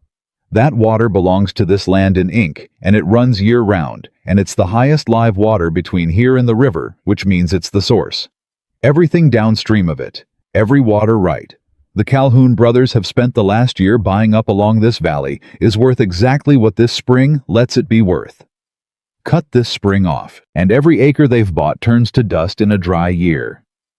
Which means they didn't come here to bid on a ranch gentleman. They came here to buy the one piece of water that makes every other piece they own worth a damn. And they were hoping to do it cheap at a rigged auction before the rest of you ever figured out what you were actually bidding on. The silence that followed was the loudest thing in the room. Beaumont's mouth was open. Pike had gone gray, and the Calhoun brothers sat frozen, the 2 quiet, careful men staring at a fat baker in a flower apron who had just laid their entire year's strategy out on the table like a hand of cards turned face up. Who? Ezra Calhoun said slowly, are you? I'm the woman who baked your pie, Clara said. The one you didn't look at when you came in. The one Mr. Pike just called a servant. She looked at each of them in turn, unhurried, and her voice was steady as bedrock. You've been talking in front of me for 20 minutes like I was part of the wall, gentlemen. Rich men always do. It's the most reliable thing about you.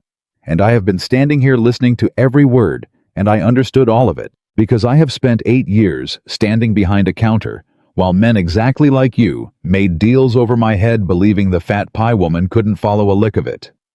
She almost smiled. You'd be amazed what a person hears when nobody thinks she's a person. "This is absurd," Pike said, but his voice had lost its dry authority. It had gone thin. "A baker, reading deeds, lecturing us on water rights. Whitaker, is this a joke? Did you put her up to this? Some cheap theater to run up the—"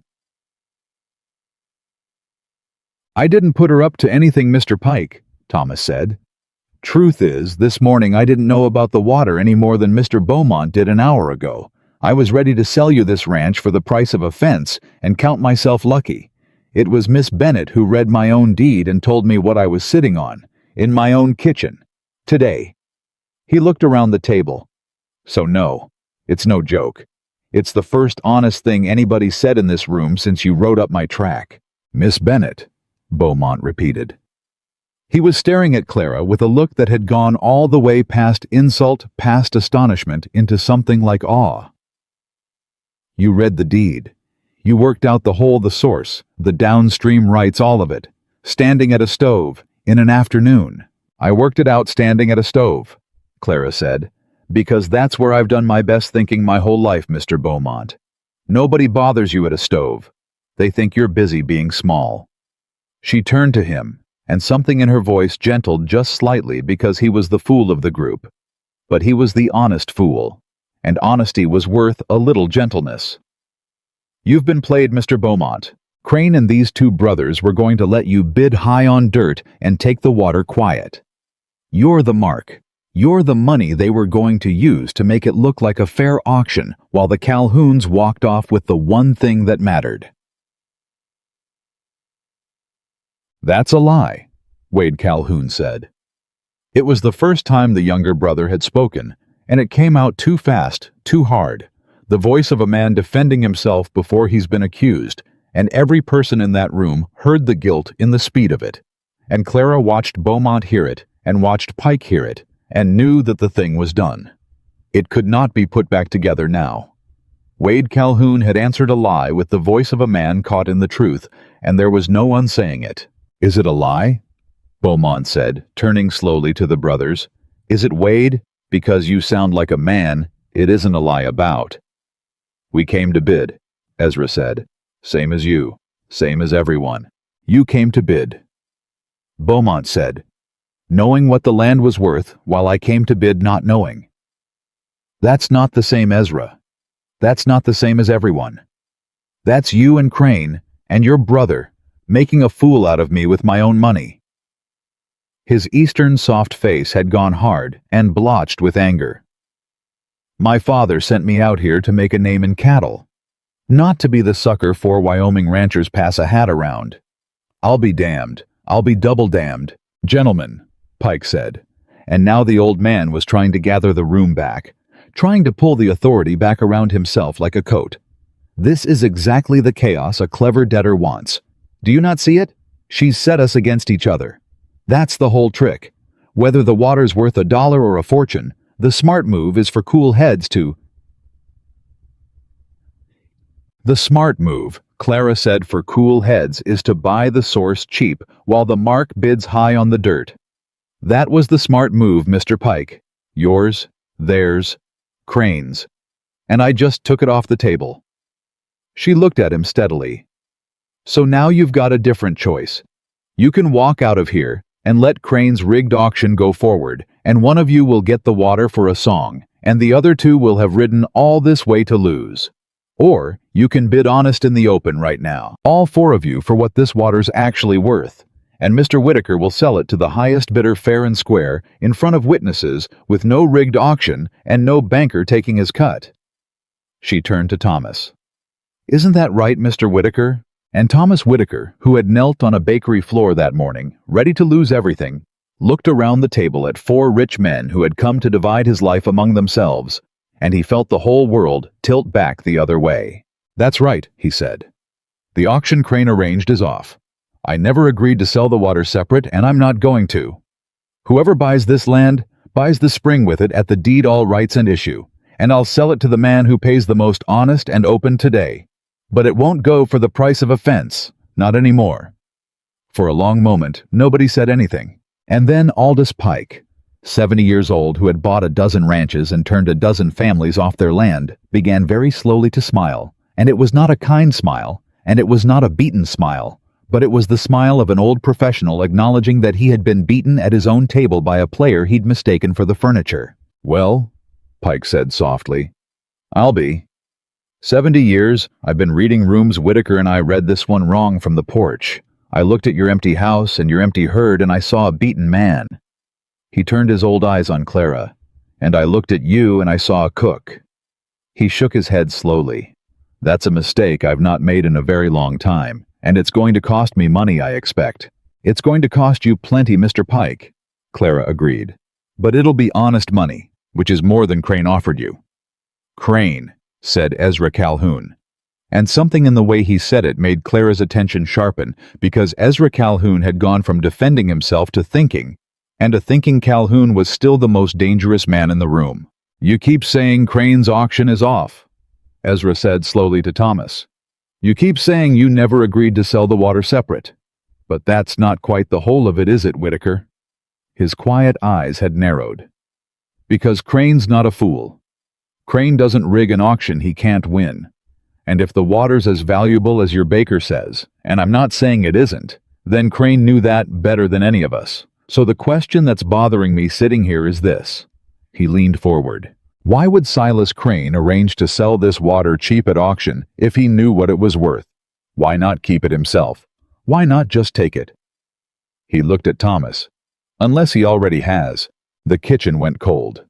Clara felt it go through her like ice water, because Ezra Calhoun, the quiet, careful arithmetic doing. Calhoun had just walked himself all on his own, straight up to the edge of the thing she and Thomas had discovered, not 1 hour before those horses came up the track. The paper, the signature, the week Ellen died. And she saw across the room Thomas's face change, saw him understand that the Calhoun's cunning had just carried them to the exact trap door under the whole afternoon. "What do you mean, unless he already has?" Beaumont said. But Ezra was watching Thomas. Only Thomas, and his quiet eyes had gone very sharp. "You went pale, Whitaker," Ezra said softly. "Just now. When I said, unless he already has. A man doesn't go pale over a thing he's sure of. He goes pale over a thing he's afraid might be true." He sat back. "You don't know, do you? You don't actually know if that water's still yours to sell. Something's got you worried it isn't." For a moment, the whole plan hung in the balance because it was true and Thomas couldn't lie. And if he admitted in front of these 4 men that he might have signed the water away 3 years ago, the water became a thing. They could all walk away from a thing tangled in banker's paper that no cautious buyer would touch. "He knows exactly what he's got," Clara said. She said it fast and flat and certain, and every head turned back to her, and she did not so much as glance at Thomas because a glance would have given it away. "There's a paper Crane's been hiding," she said. "That's true. Mr. Whitaker signed something 3 years ago in grief when his wife was dying and Crane took it and never gave him a copy, and we don't know for certain what's in it." She lifted her chin. "But here's what we do know, gentlemen. We know Crane needs that paper to stay hidden. We know he arranged this whole cheap-rigged auction specifically so that this land, this water, would change hands quiet and fast, before anyone thought to ask why the water was worth so much and yet selling for so little. Why the hurry? Why the rigging? Why bring the water to sale at all at a bargain, if not to launder it to get it sold to a legitimate buyer clean, so that whatever Crane did 3 years ago gets buried under a fair-looking sale and can never be dug up again?" She let that sit. She watched it land. She watched 4 rich men, 4 sharp, greedy men, follow the logic exactly where she was leading it. "So think it through," Clara said. "Whoever buys this water today, however this goes, is going to have Silas Crane's crooked paper somewhere underneath the deed. And a man who buys a thing with crooked paper underneath it does not own it clean. He owns a lawsuit. He owns a fight. He owns whatever Whitaker's lawyer digs up the day Whitaker decides to dig." She looked around at them. Unless that paper comes out first, in the open, today, before anyone buys anything, so that whatever it says it said, and whatever's crooked in it is known, and the water can be sold clean by the man who actually holds the deed, which is Mr. Whitaker, whose name is on that county seal, whatever Crane's got in a drawer. Ezra Calhoun stared at her. "You want Crane's paper?" he said slowly. "I want the truth of what's under this land before any of you puts money on it," Clara said. "And so should you, Mr. Calhoun, because you're the man most likely to buy it. You need this water worst, and you're too smart to buy a fight you can't see the shape of." She held his eyes. "You said it yourself. Why would Crane sell cheap what's worth a fortune? You already know the answer scares you, so help us drag it into the light. All of you. There's 4 rich men in this kitchen with more pull in this county than Silas Crane will ever have. Send for that paper. Make him produce it. Right now today before $1 changes hands. Pen. For a long moment the kitchen was dead silent. Then Rutherford Beaumont, the fool, the mark, the honest fool, stood up so fast his chair scraped back and nearly went over. "I'll do it," he said. "I'll send for it. My man's outside with the horses, and he rides faster than any of yours, and I've had about all I can stand of being the one nobody tells things to." His color was high, and his voice shook a little, but there was something clean in it, something real. "You want Crane's paper? Miss Bennett, I'll have my man in town inside the hour, and I'll have Crane dragged out here to this kitchen with whatever he signed 3 years ago in his hand, or I'll know the reason why. I came out here to buy a ranch honest. If it's not honest, I want to know before I spend my father's money. And if there's a man in this valley been cheating a widower out of his water while his wife lay dying, his jaw worked, then by God I want to look him in the eye when it comes out." Clara looked at the young Eastern fool, and for the first time all afternoon, something in her steady face softened all the way through. "Mr. Beaumont," she said quietly, "you may be the only honest man Crane's ever underestimated worse than he underestimated me." "Send your man Beaumont," Pike said, and the old man's voice had changed. The cold professional edge was still there, but under it now ran something else, something almost like appetite, the interest of an old gambler who has just been shown a far bigger game than the one he sat down to. "Send him. I want to see this paper too. I've done business with Silas Crane for 15 years, and I've never once trusted him. And if that woman's right about what he did," he glanced at Clara, "then I've a mind to buy this water clean and legal for its honest worth, and let Crane choke on the fair price of it. I've bought a dozen ranches, Crooked Whitaker. I find at 70 I'd like to buy one straight for a change, just to know how it feels." And Ezra Calhoun looked at his brother and weighed. Calhoun looked back at him, and something passed between the two quiet brothers. Some fast, wordless reckoning of men who'd been caught and now had to decide whether to run or turn and play the new hand, honest. And it was Wade the younger, the one who'd spoken too fast and given them away, who finally let out a long breath and said, "Send the man Beaumont. We'll bid honest. God help me, I'd rather bid honest and lose than win the way Crane wanted us to." He looked at his brother, almost pleading. "I'm tired, Ezra. I'm tired of the quiet way. It never sits right, and you know it doesn't." Ezra Calhoun looked at his brother for a long moment. Then slowly he nodded.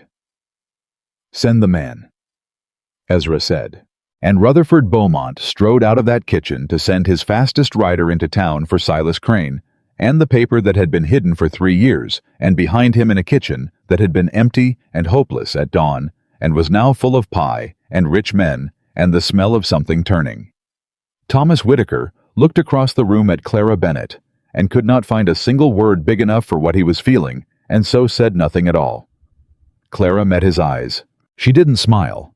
Her face was still smooth, still careful, the face of a woman who knew better than anyone in that room that the hand wasn't won yet, that Crane was still coming, that the paper might say anything, that everything still turned on.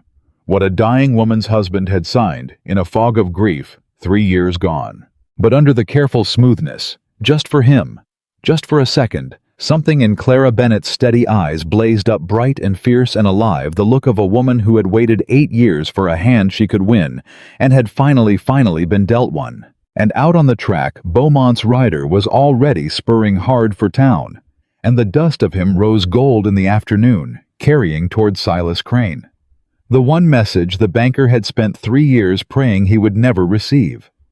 That the woman he'd mistaken for the furniture had read the deed, understood the water, and sent for the paper he'd buried the week Ellen Whitaker died.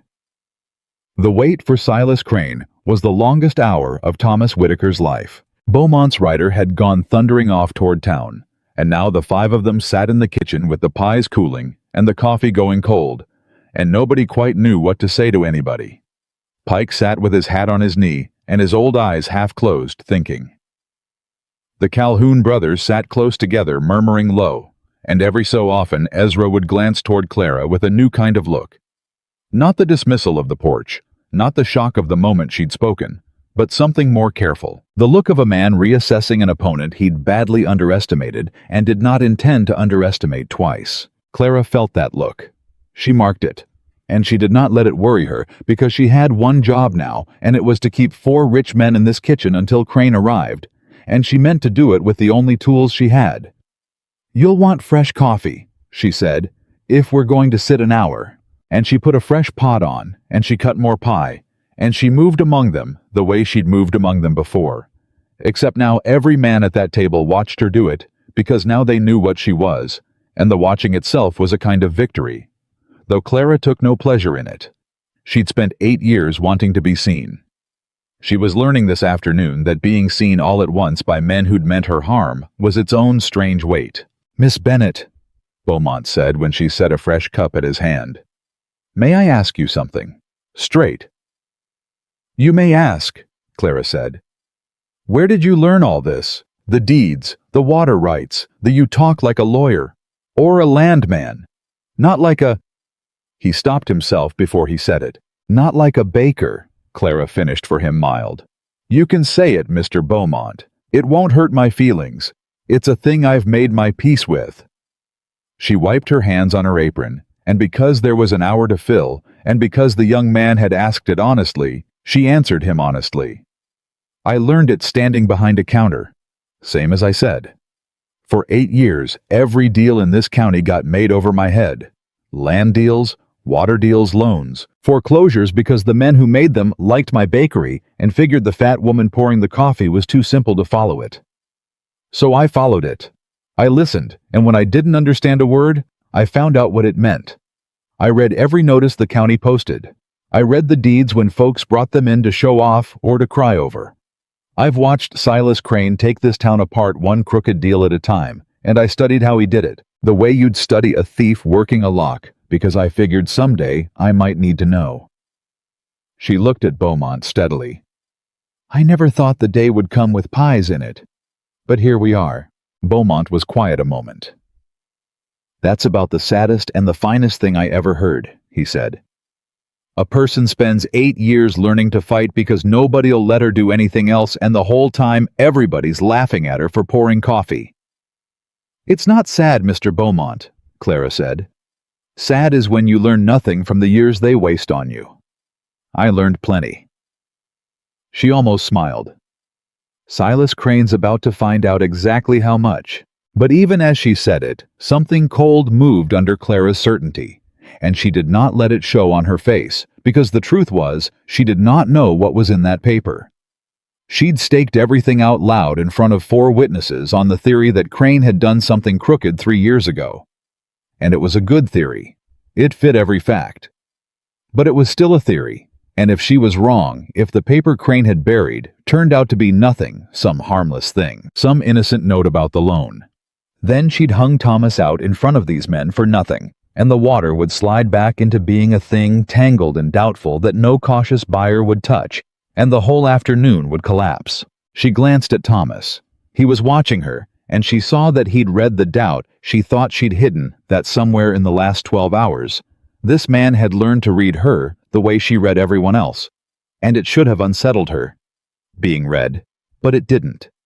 It steadied her. Because his face, when he looked at her, said plainly, "Whatever's in that paper, we face it together, and I don't regret one word you said." She looked away first. She had work to do. "Mr. Pike," she said, "you've done business with Crane 15 years. You said so. Then you'll know his hand." She set a cup by the old man. "When that paper comes, if it's crooked, will you say so?" Out loud in front of these men, or will you go quiet the way this whole county's gone quiet on him for a decade?" Aldous Pike opened his old eyes and looked at her. "You've got some nerve asking me that," he said. "I've got nothing but nerve, Mr. Pike," Clara said. "It's the one thing I was never short of. So I'll ask it again. Will you say so?" The old man was quiet for a long moment. And then something that had been hard in his face for a very long time seemed to loosen just slightly the way a fist loosens when a man finally sets down a thing he's been gripping too long. "I turned the Hendersons off their land," Pike said, 2 years back. "You'd not remember no reason you would. Good family. Crane held their note and sold it to me cheap, and I moved them off in a week, and their little girl cried the whole time we loaded the wagon." He looked at his hands. "I've done that a dozen times, and it never once cost me a night's sleep, because I told myself it was business, and business is business, and a man who can't do the hard thing has no place doing business at all." He looked up at Clara. "And then a fat baker in a flower apron stands up in a dead man's kitchen this afternoon and tells 4 rich men to their faces that we came here to cheat a widower out of his water while his wife lay dying. And I find to my considerable surprise, ma'am, that I do not want to be that kind of man anymore. I'm 70 years old. I've got more money than I can spend, and a name folks curse when I ride past. I'd like before I die to be in a room where the right thing happened, and to have helped it happen." His old jaw set. "So yes, if that paper's crooked, I'll say so, loud. And I'll back Whitaker's claim to the water with my own money and my own lawyers if it comes to a fight in court. You have my word, and my word's worth more than Silas Crane's whole bank." The kitchen was silent, and Clara Bennett, who had walked into this house that morning expecting nothing from anyone, felt something catch in her throat that she had to swallow down hard before she could speak. "Thank you, Mr. Pike," she said quietly. "Don't thank me yet," the old man said, and there was the ghost of dry humor in it. "You've been saying that all afternoon yourself, I gather. Crane's not here yet, and Silas Crane cornered is the most dangerous thing in this territory." He settled back. "Save your thanks for when it's earned. If it's earned."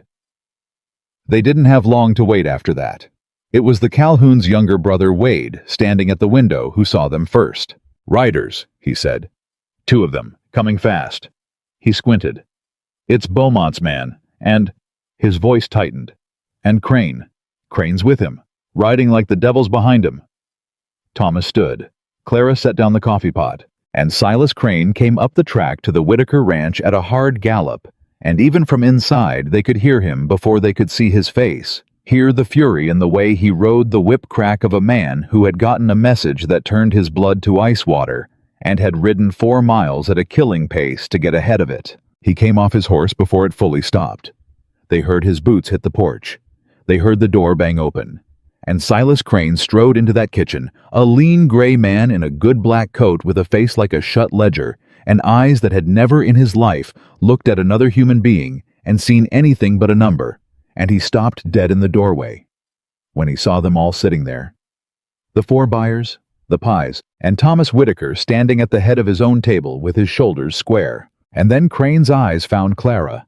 And for one instant, one single unguarded instant before the ledger closed back over his face, Silas Crane looked at the fat baker standing by the stove, and Clara saw him understand, saw him put it together, saw the banker realize that the woman he'd bragged in front of on Tuesday, the pie woman, the furniture, the nobody, was the one who had blown his 3 years of careful work to splinters. "You," Crane said. "Me," Clara agreed. "Crane," Thomas said. "Come in. Sit down. We've been waiting on you." But Crane didn't sit. Crane stood in the doorway with his chest heaving from the ride and looked around the room fast, calculating a man reading a board that had gone all wrong and hunting for the move that would set it right. "I don't know what she's told you," Crane said to the buyers, not to Thomas. "But whatever it is, it's the fancy of a woman who's read too many notices and understands not a one of them. Miss Bennett here bakes a fine pie and fancies herself a lawyer, and I'll not have my auction turned into a circus by—" "There's no auction, Crane," Pike said. The old man said it flat, and it stopped Silas Crane cold. "Aldous," Crane said carefully, You're a sensible man. You've done business with me 15 years.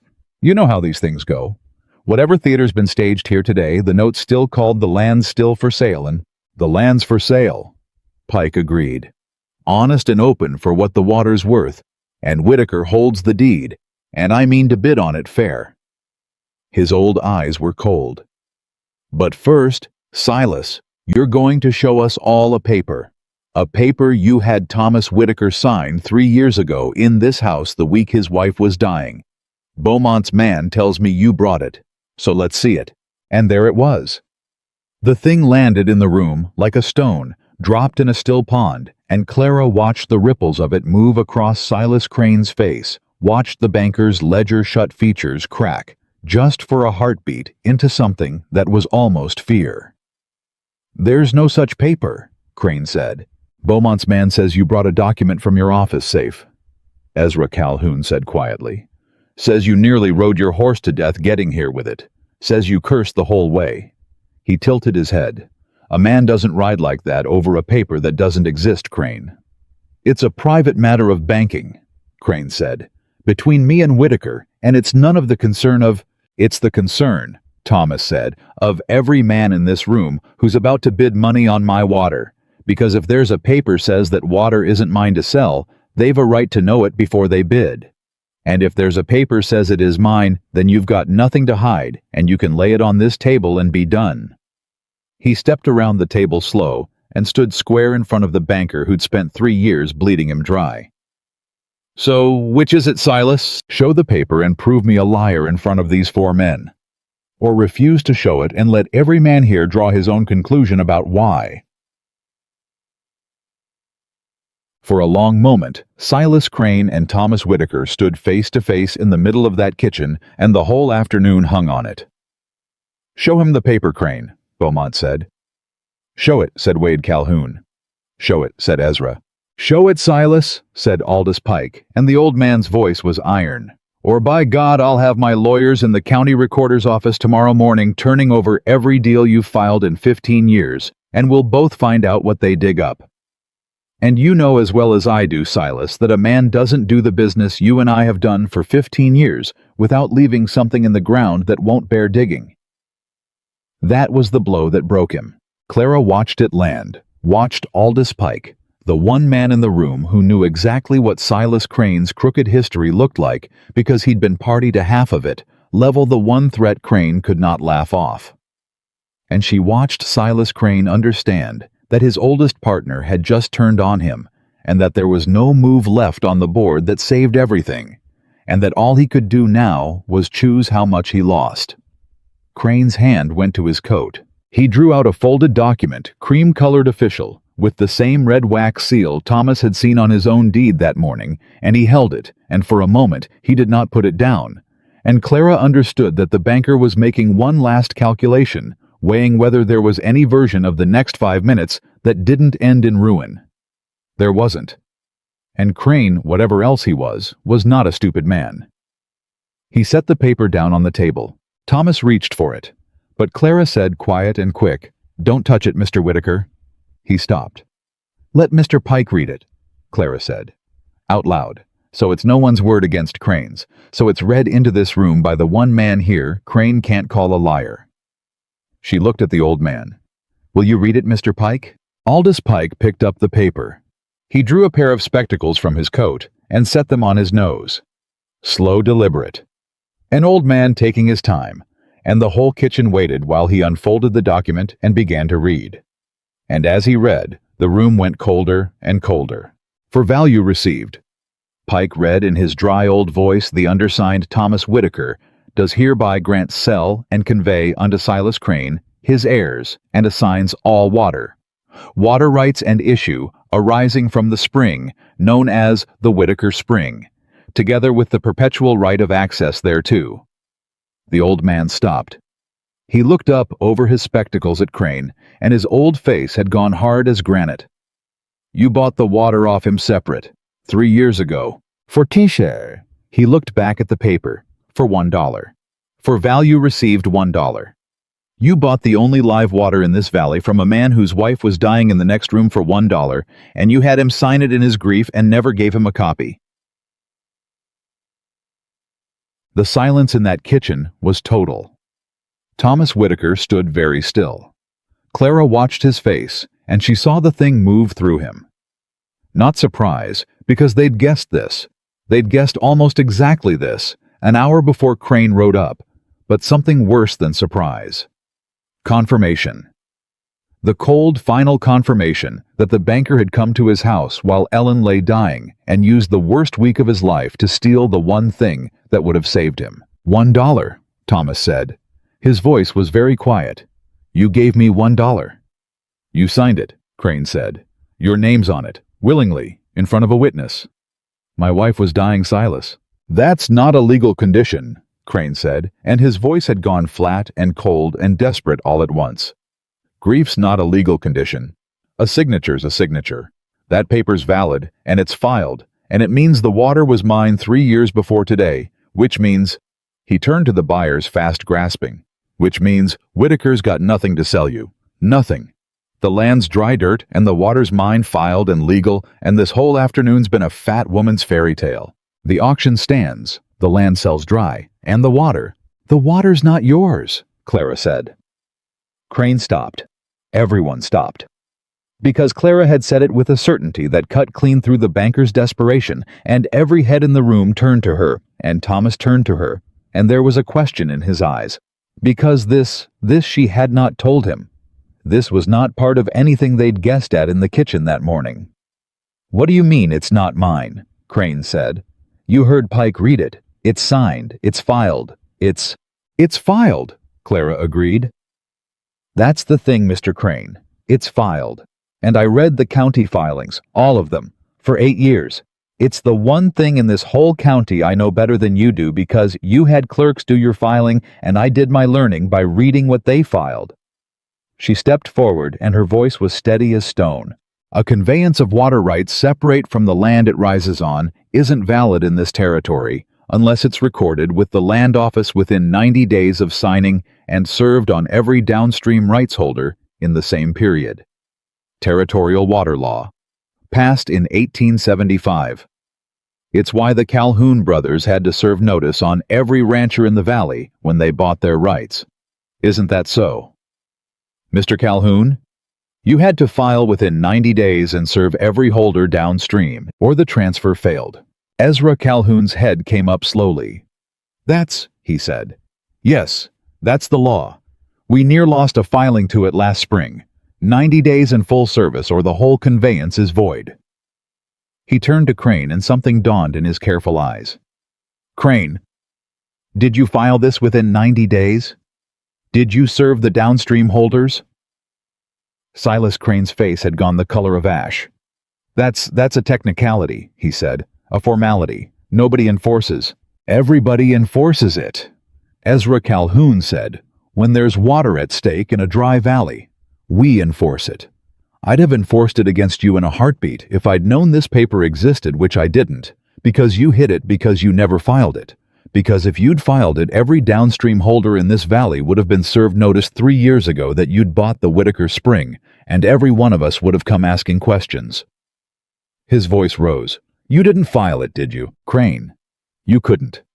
Because filing it meant serving all of us, and serving all of us meant we'd all have known 3 years ago what that water was worth, and your whole quiet game would have been over before it started.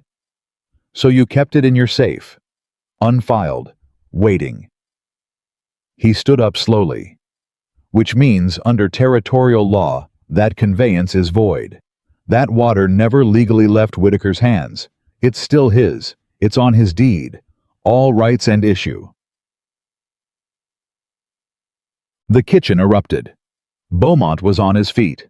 Wade Calhoun was talking over his brother.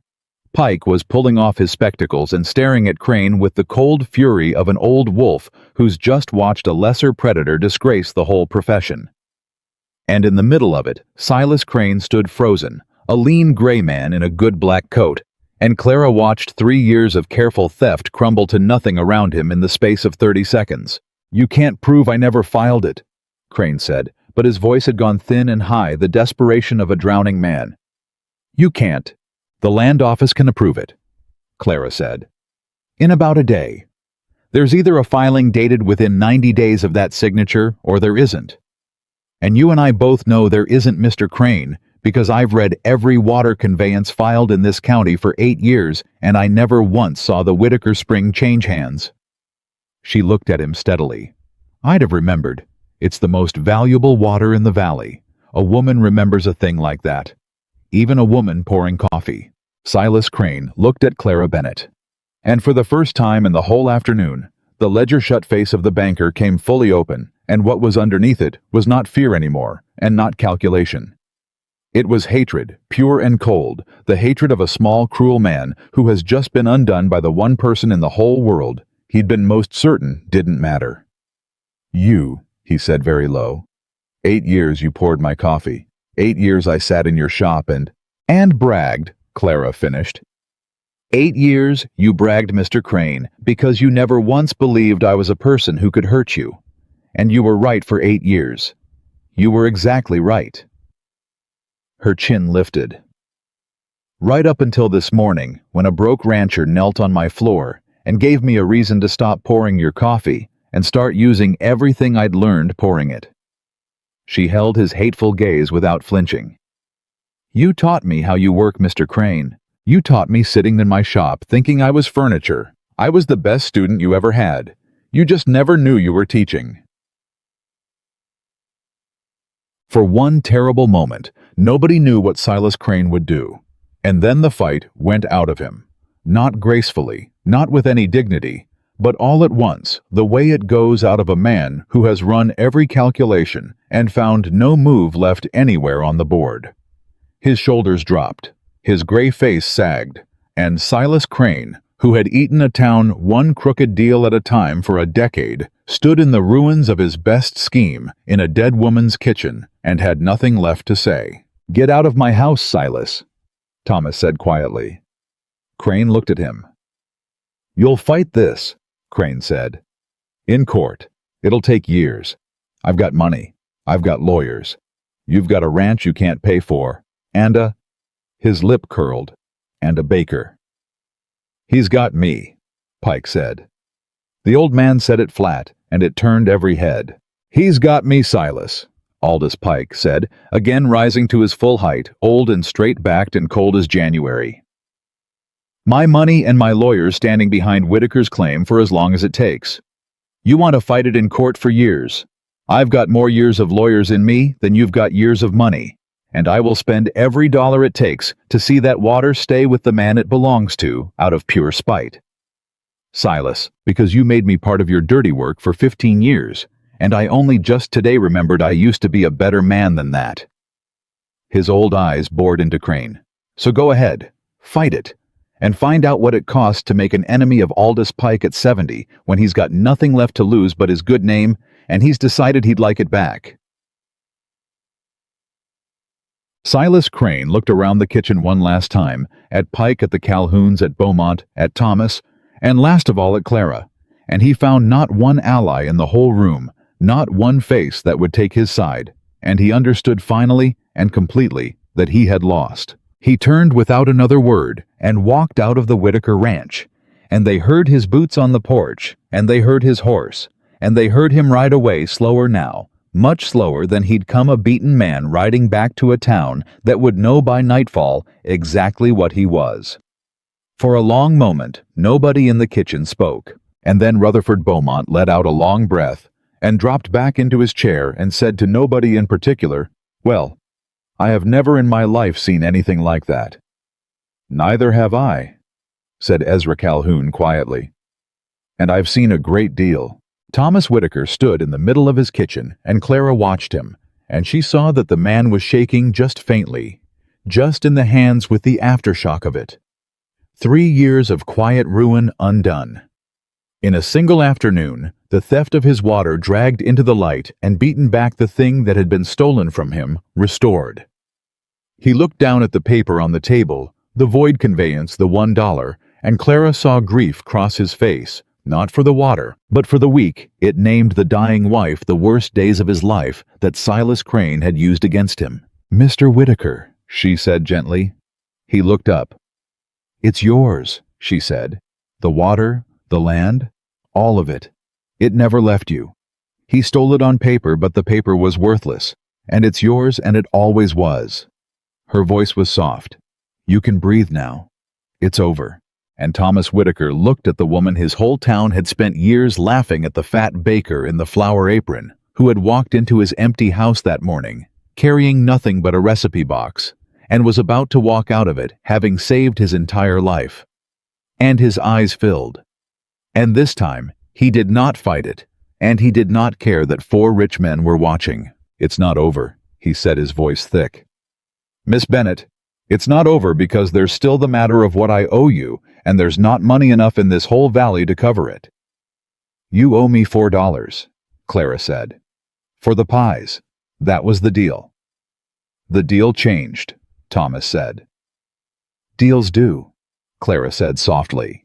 And then Aldous Pike cleared his throat, and the old man stood, and he looked around at the other 3 buyers, and something had settled in his weathered old face. "Whitaker," Pike said, "there's still the matter of your note. Crane's beaten, but the bank still holds your paper, and beaten or not, that note comes due, and you can't pay it. The water's yours free and clear, but if you can't make the note, you'll lose the land anyway, water and all, and it'll go to auction for real next time, and there won't be a baker to save you twice." He let that sit. Then, "So here's what I propose. And I propose it honest in the open, the way that woman shamed us all into doing business this afternoon." Thomas waited. "I'll buy in," Pike said.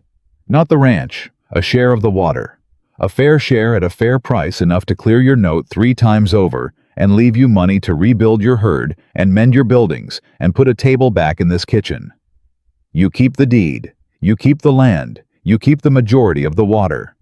I take a minority share at honest value, and I get reliable water for my Sweetwater ranches, and you get out from under Crane's note forever." He looked at the others. "And I'd wager Beaumont and the Calhouns would want in on the same honest terms. Wouldn't you? A fair share each at fair price. All of us served notice proper and filed within 90 days like the law says, so no man here ever has to worry the way Crane made everyone worry." The old man almost smiled. "There's enough water in a year-round spring for all of us gentlemen if we take it honest. It's only when a man tries to steal it all that people get hurt." Thomas stared at him. "You'd do that," he said. "You came here to take everything, and you'd—" "I came here to take everything," Pike agreed. "And a baker changed my mind." He glanced at Clara and inclined his old head to her, a real gesture, the deepest courtesy an old hard man had in him. "It happens at 70. A man gets tired of the taste of the way he's always done things. Yes, I'd do it. Fair shares, fair price, honest paper. You clear your note. You keep your home and 4 rich men who came to rob you, right away having done for once in their lives a straight and decent piece of business." He extended his hand. "What do you say, Whitaker?" And Thomas Whitaker looked at the old man's offered hand, and then he looked at Clara, because he would not take it, would not agree to anything without looking at her first, because somewhere in the last 12 hours, her judgment had become the thing he trusted above his own. And Clara looked back at him, and she gave him the smallest nod. Fair terms, that nod said. "Take it. It's real." Thomas took the old man's hand. "I say yes, Mr. Pike," he said. "Fair shares, honest paper, and my note cleared." He shook the old man's hand hard. "And I say thank you, to all of you." He looked around the kitchen at Beaumont, who'd sent the rider. At the Calhouns, who'd chosen honest over easy. At Pike, who'd remembered how to be a better man. "You came here to take my ranch, and you're leaving having saved it. I won't forget it, any of you." "Don't thank us," Ezra Calhoun said, and he stood, and his brother stood with him, and the quiet, careful man looked at Clara Bennett with an expression that had traveled all the way from dismissal to something near reverence over the course of one afternoon. "Thank her. We didn't save anything, Whitaker. We just stopped doing the wrong thing. She's the one who made us."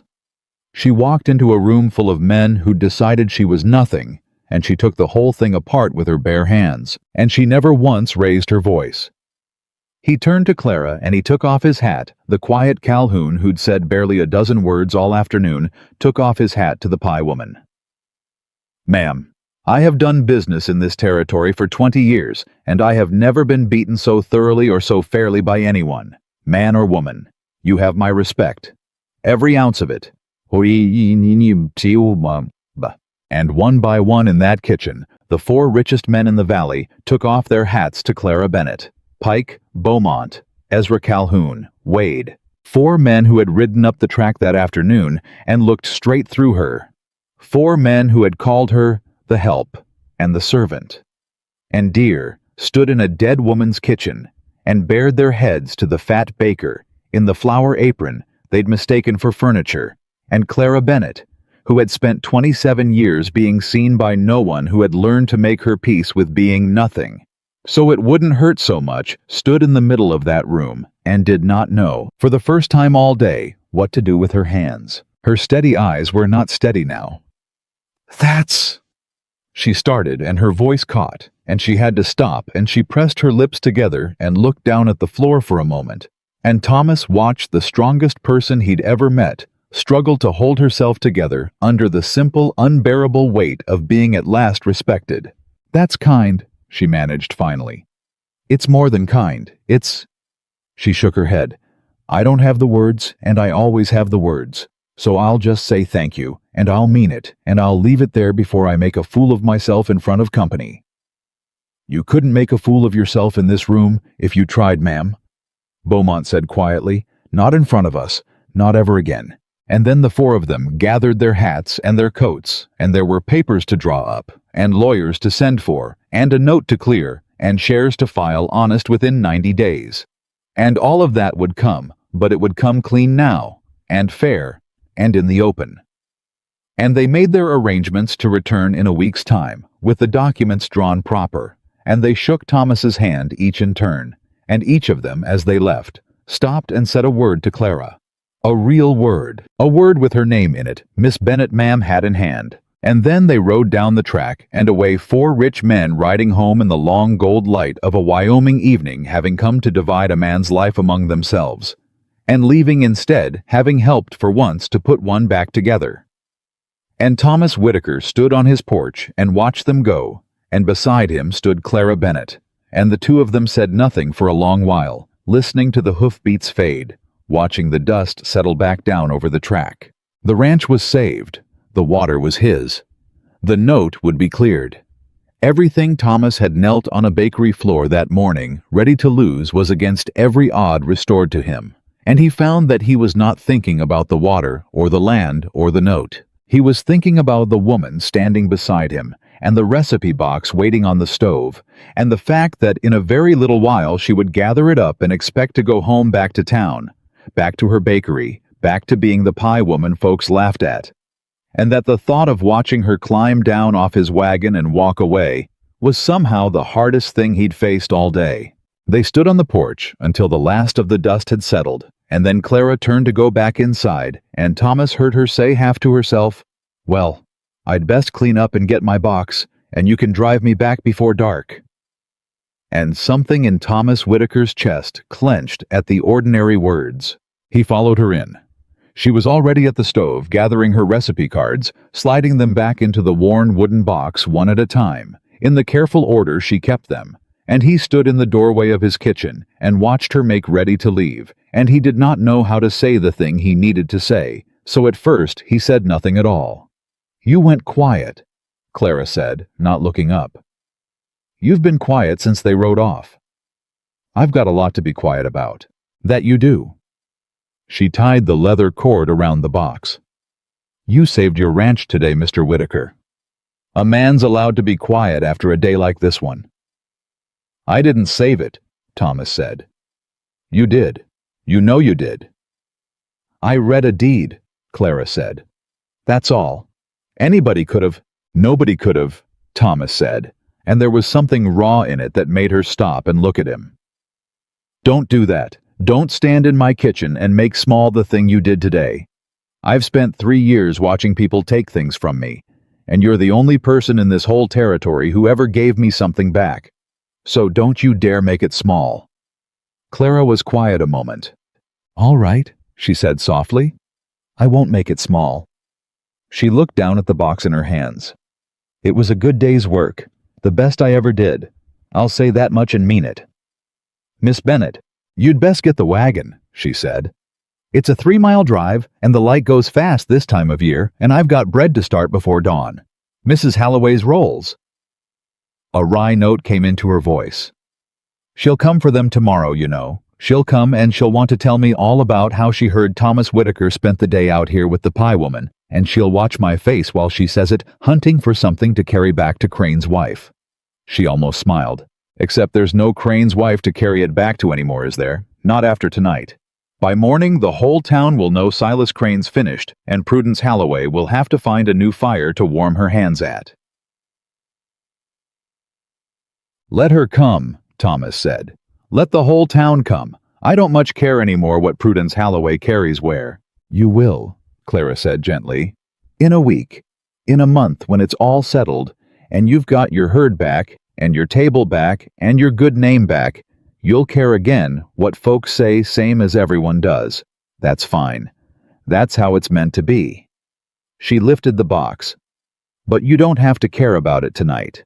Tonight you just have to drive me home, and then you get to sit in your own kitchen in your own house that's yours, and know that it stayed yours. That's enough for one day." She started for the door. "Clara." She stopped. It was the first time he'd used her given name, not Miss Bennet, Clara. And she stood with her back to him, the box in her arms, and she did not turn around, and Thomas saw her shoulders go still, the way a person goes still when they've been caught off guard by something they weren't braced for. "Don't," she said quietly. "Don't what? Don't say the thing you're about to say." Her voice had lost all its steadiness. "I know what a day like this does to a man.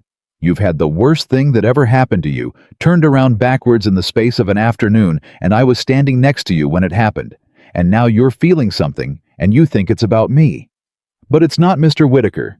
It's about the day.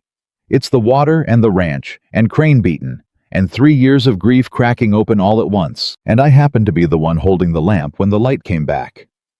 She turned around then, and her eyes were bright and hard. "So don't say a kind thing to me tonight that you'll wish tomorrow you hadn't. I've been the pie woman a long time. I know exactly what I look like and exactly what the world thinks I'm worth, and I have made my peace with it, and I cannot—" Her voice broke, just slightly. "I cannot afford to have a man like you say something soft to me in a firelit kitchen on the best day of his life, and then watch him remember in the cold light of tomorrow what I actually am. I couldn't bear it. So please, let me get my box and go home, and let's leave today as the good, clean thing it was." For a long moment, Thomas Whitaker didn't say anything. And then he crossed the kitchen slow, and he stopped in front of her, and he did not reach for her, and he did not raise his voice.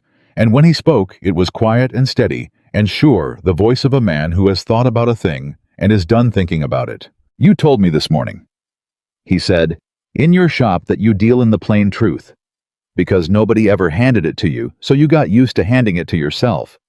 You remember that?" Clara said nothing. "Then let me hand you some plain truth for a change," Thomas said. "And you can decide for yourself whether it's the day talking or the man." He drew a breath. "I rode past your window for 2 years and never looked. I told you why this morning, because you were still standing, still fighting, still yours, and I couldn't stand to look at something winning while I was losing everything. That was true, but it wasn't the whole truth. The whole truth, Clara, is that I did look. Once, maybe a year back.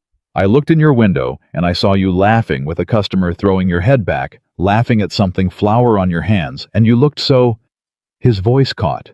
"You looked so alive, so full of something I'd lost, that I had to look away, and I never let myself look again. Because it hurt. Because you had a thing I thought was gone from the world, and it hurt to see it in a window I rode past every week." Clara's eyes had filled. "That's not the day talking," Thomas said. "That's a year old. I've been not looking at you for a year on purpose, Clara, because looking at you reminded me a person could still be alive inside after everything's been taken from them. So don't tell me what I feel is about the water and the ranch. I felt it a year before either one of those was on the table. I just wasn't brave enough or awake enough to know what to do with it. And then you knelt. No. Then I knelt. On your floor. And begged. And you looked down at me. And you saw a man asking for a rope to hold on to. And you gave me one. And you have not let go of it once in 12 hours. He shook his head slowly. That's not the day, Clara. The day just finally made me brave enough to say the thing I've been not saying for a year. The kitchen was very quiet, and Clara Bennett, who had a word for everything, who had answered 4 rich men and a crooked banker without once losing her footing, stood in that kitchen with her mother's recipe box clutched against her chest and could not find a single word to say. I don't... She started and stopped. Thomas, look at me. Her voice shook. Look at what I am. I'm not men, don't. She couldn't finish it. She'd spent 27 years being told what she was, and the telling had gone so deep that now when a good man stood in front of her offering her the opposite, she could not make her mouth form the words to accept it. You'll change your mind, she said finally small. Everyone does. They see something in me for a minute, and then they remember, and they change their minds. And I'd rather you never say the thing at all than say it and take it back. I'm 42 years old, Thomas said. I buried a wife I loved for 11 years. I am not a boy who says things he doesn't mean, Clara. When I say a thing, I've weighed it, and I'm telling you. He stopped and started again more gently. I'm telling you, I've weighed you and every other person in this whole territory, and there is not one soul among them I'd rather have standing in my kitchen than you. Not one. I don't care what you look like. No, that's a lie. Let me say it true. I care exactly this much what you look like. I look at you, and I see the strongest, sharpest, most alive person I have ever known. And I think you are about the finest thing I have ever laid eyes on. And I mean that with my whole chest, and I will keep meaning it tomorrow and the day after, and every cold light morning, for as long as you'll let me. His voice was steady as bedrock. That's the plain truth, Clara Bennett. Do with it what you want. But don't you dare tell me I don't mean it. I've earned the right to mean my own words. Clara stood there, and then slowly the recipe box she'd been clutching like a shield came down, and she set it on the stove, and she pressed the back of one flour-dusted hand against her mouth. And Thomas Whitaker watched the strongest person he had ever known finally quietly begin to cry. Not the way a weak person cries, but the way a strong one does, reluctant and furious and unable to stop it. The tears of a woman who has held herself together for 27 years and has just been given, for the first time, permission to set the weight down. Damn you, she said, wet and laughing and crying all at once. I made it a whole day. I made it through Crane and Pike and all of it, and I never cracked once, and now you're going to make me cry in a kitchen over... She wiped at her eyes hard with the heel of her hand. I don't cry, Thomas. I haven't cried since my mother died. I taught myself not to. And you've gone and undone 8 years of not crying in about 90 seconds, and I'll thank you to... Clara. I'll thank you to hand me that dish towel is what I'll thank you to do before I make a puddle on your good clean floor. He handed her the dish towel. She pressed it to her face and stood there a moment getting herself back, and Thomas waited, and did not crowd her, and did not touch her, and gave her the room to gather herself the way she'd given him room all day. When she lowered the towel, her eyes were red, but they were steady again, and there was something new behind them. Something that had not been there that morning. Something that looked almost like hope, and was all the more terrible for how hard she'd fought against letting it in. If I stay, she said carefully, and her voice was very serious now. And I'm not saying I'm staying. I'm saying if there are things you'd have to understand. And I'll say them plain because plain's the only way I know how. Say them. I won't be anybody's cook, Clara said. I won't be the woman who feeds you and keeps your house and gets called dear by rich men and pours the coffee while the men talk. I did that today because it served the plan, and I'll not do it again for anyone as long as I live. If I stay as your equal, My name goes next to yours on whatever paper there is to sign. My work gets called my work. And if you ever let a Prudence Holloway or an Aldous Pike or anyone else look at me sideways in your presence and you don't stand up the way you stood up in my shop this morning, then I am gone and I don't come back. Do you understand me? I understand you. I'm not finished, Clara said. The bakery's mine. I built it out of a broken shack with my own 2 hands, and I'll not give it up to keep house on a ranch. It stays mine. It stays open. I'll come and go between the two, and some days the pies'll matter more than the cattle, and you'll have to make your peace with that. Her chin was up. And I keep my box, the recipe box. It goes where I go, and someday it goes to whoever comes after me, and it does not ever become a thing that lives on a shelf in your kitchen for show. It's not a decoration, Thomas. It's every woman in my line who survived on nothing. It stays alive, or it doesn't stay at all. It stays alive, Thomas said. I watched it save my whole life today. I'd sooner burn the barn than let that box sit on a shelf. Clara looked at him a long moment. You mean that? She said. It wasn't quite a question. I've meant every word I've said since I stopped kneeling on your floor, Thomas said. That's the whole difference in me today, Clara. This morning I was a man who'd given up meaning things. Now I'm a man who means them again. And I mean this most of all. And Clara Bennett, 27 years old, plus size and proud and sharp as a filleting knife, who had walked into an empty house that morning, carrying nothing but a recipe box and the low expectations of a whole town, looked at Thomas Whitaker across a kitchen that was no longer empty and made the bravest decision of her life, braver than facing down Crane, braver than reading the deed, braver than standing up in a room full of men who'd decided she was furniture. She decided to believe him. All right, she said quietly. Thomas went still. All right. All right, I'll stay. On my terms, the ones I said, and I'll hold you to every one of them. Her voice wavered and then steadied. And Thomas, if you make me regret this, if you make me sorry I let myself believe a good man for once in my life, I won't. You don't know that. Nobody knows that. No, Thomas agreed. Nobody knows it for certain. But I'll tell you what I do know. He took a step closer, and this time he did reach out slow, giving her every chance to pull away, and he took her flour-dusted hand in his rope-scarred one, and she let him. I know that this morning I had nothing. No wife, no herd, no water, no hope, nothing but a ranch. I was about to lose, and a pride I was too stubborn to set down. And by sundown, I've got all of it back and more, and every bit of it, every single bit, came walking into my house in a flour apron with a wooden box under her arm. A man doesn't get a day like this twice, Clara. God doesn't hand out 2 of these to one fellow, so I'm not going to be fool enough to waste it. I know exactly what walked into my life today, and I'd have to be a bigger fool than I was this morning to ever let it walk back out. Clara looked down at their 2 hands, hers in his. The town's going to talk, she said quietly. You know that. A ranchman and the pie woman. They'll say I trapped you. They'll say you lost your senses along with your money. Prudence Holloway will have a field day, and she won't be the only one. Let them talk, Thomas said. I spent 3 years so afraid of what folks would think that I let a banker steal my water while my wife died in the next room because standing up would have meant folks looking at me.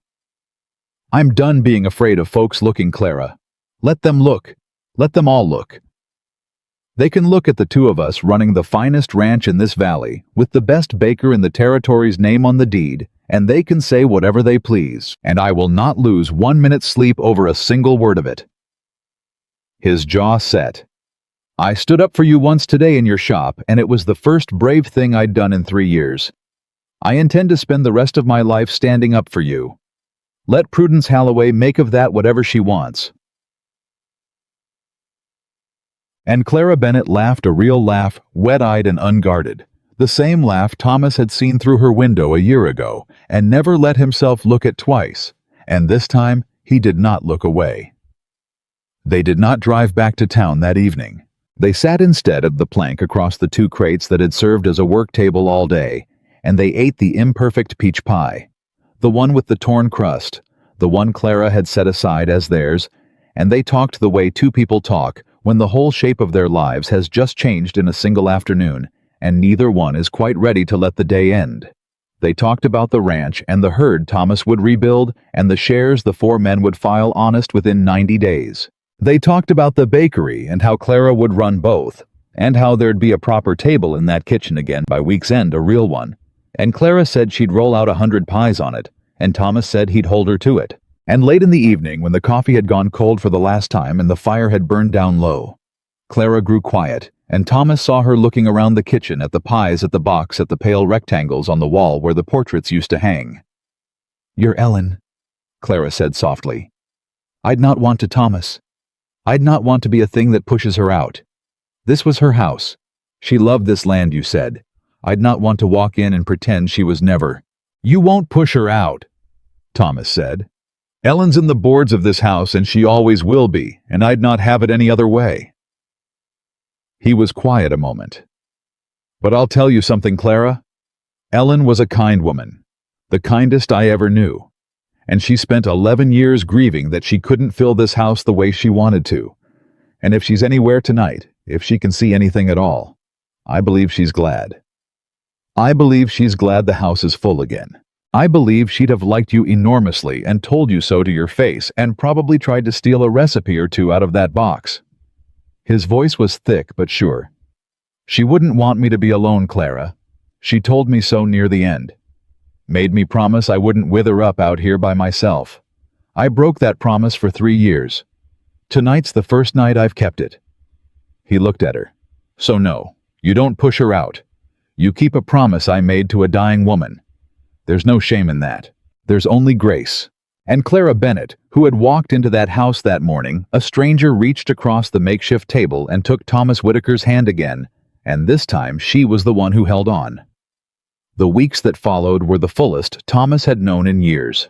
The 4 buyers returned as they'd promised, with lawyers and papers drawn proper, and the shares in the water were filed honest with the land office.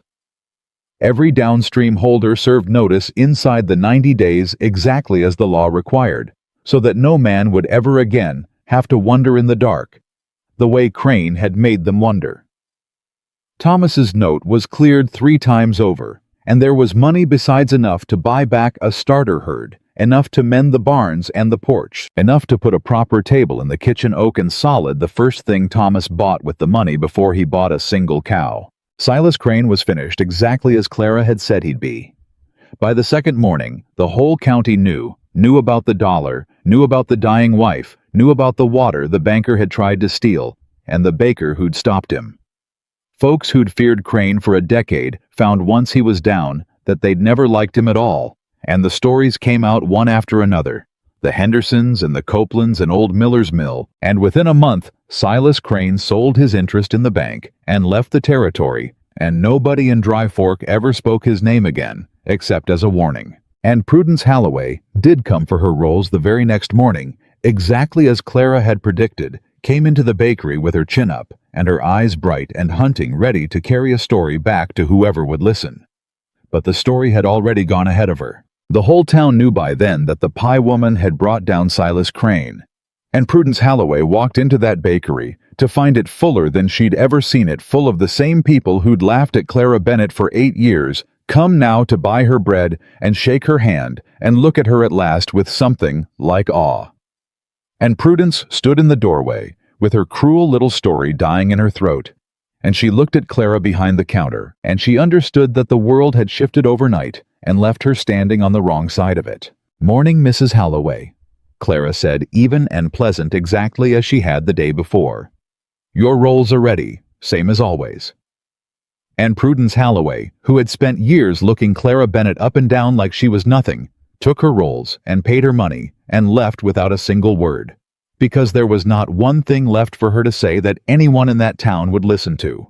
Clara ran both the bakery and the ranch as she'd said she would, coming and going between the two, and her name went on the deed beside Thomas's, filed with the county under seal, Bennett and Whitaker, in ink equal partners, in the finest spread and the best water in the valley.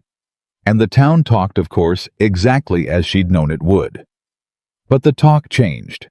It went from the pie woman and Thomas Whitaker's lost senses to something else, something grudging and then something warm, until one day Clara realized that folks had stopped talking about her size altogether because they'd finally found something about her more interesting to talk about, which was everything else.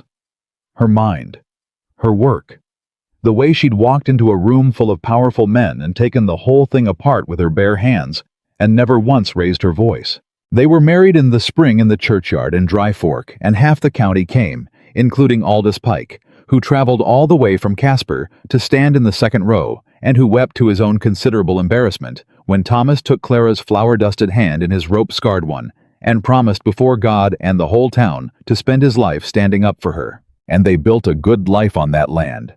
A full life, a loud one, the kind of life that fills every corner of a house. Clara put a proper table in the kitchen oak and solid, and she rolled out 1,000 pies on it over the years, and the recipe box lived on that table where it belonged, alive and used and floured, never once a decoration on a shelf. And when the years went by, and there were children after all, 2 of them against every doctor's expectation, a thing Clara said God must have arranged just to spite everyone who'd ever told her what her body was and wasn't good for. She taught them both to bake out of that box, and she told them the stories of every woman in it, all the way back to the great-great-grandmother who'd rolled out a Christmas pie on a broke-down wagon in a snowstorm and fed 9 people. And when her children were grown and asked her as children do how she and their father came to be Clara Bennett, Whitaker would set down whatever she was doing and wipe the flour from her hands and tell them the whole of it. The kneeling rancher, the 18 pies, the 4 rich men, the crooked banker, the water that started on their own land and ran down to fill a whole valley. And she would tell them the thing she most wanted them to carry, the thing she'd learned the hardest way a person can learn it. They looked at me, she'd say, the whole lot of them, and they decided what I was worth before I'd said a single word. Your father, the town, those 4 rich men, Crane. Every one of them looked at a fat woman in a flour apron and decided she was nothing. And then she'd smile, the real one, the one her husband had first seen through a window and never once looked away from again. And every one of them was wrong, and I made them know it. Not by changing one thing about myself, by being exactly, entirely, unapologetically what I already was. Years later, long after Thomas was gone, and Clara was old, and the ranch had passed to their children, people in that part of Wyoming still told the story of the auction. That never happened, the day the 18 pies changed everything, the day the water was saved, the day a crooked banker met his match in a dead woman's kitchen. They told it around fires and at kitchen tables, and they'd argue over the details the way folks do. But there was one part nobody ever got wrong, one part that had hardened into the truest thing the whole county knew. The richest men in the valley had ridden in to take everything from a broken man. And they'd been beaten thoroughly, fairly completely, by the one person they'd all agreed wasn't worth looking at, because Clara Bennett had known a thing that not one of them had ever bothered to learn, that the measure of a person is never the thing the world can see at a glance, and that the ones who spend their whole lives being told they are nothing are more often than not the very ones holding the card that wins the game. If only someone somewhere finally has the sense to look. And Thomas Whitaker, on his knees on a bakery floor at dawn, out of everything but pride, had finally had the sense to look. That was the whole of it. That was the story. And in the end, the woman everyone underestimated did not just save a ranch or win a fortune or bring a wicked man to ruin. She proved once and for all and beyond any argument that true worth belongs to the one with the strength to see it, the courage to claim it, and the heart to never ever let the world tell her she was anything less than everything she knew herself to be.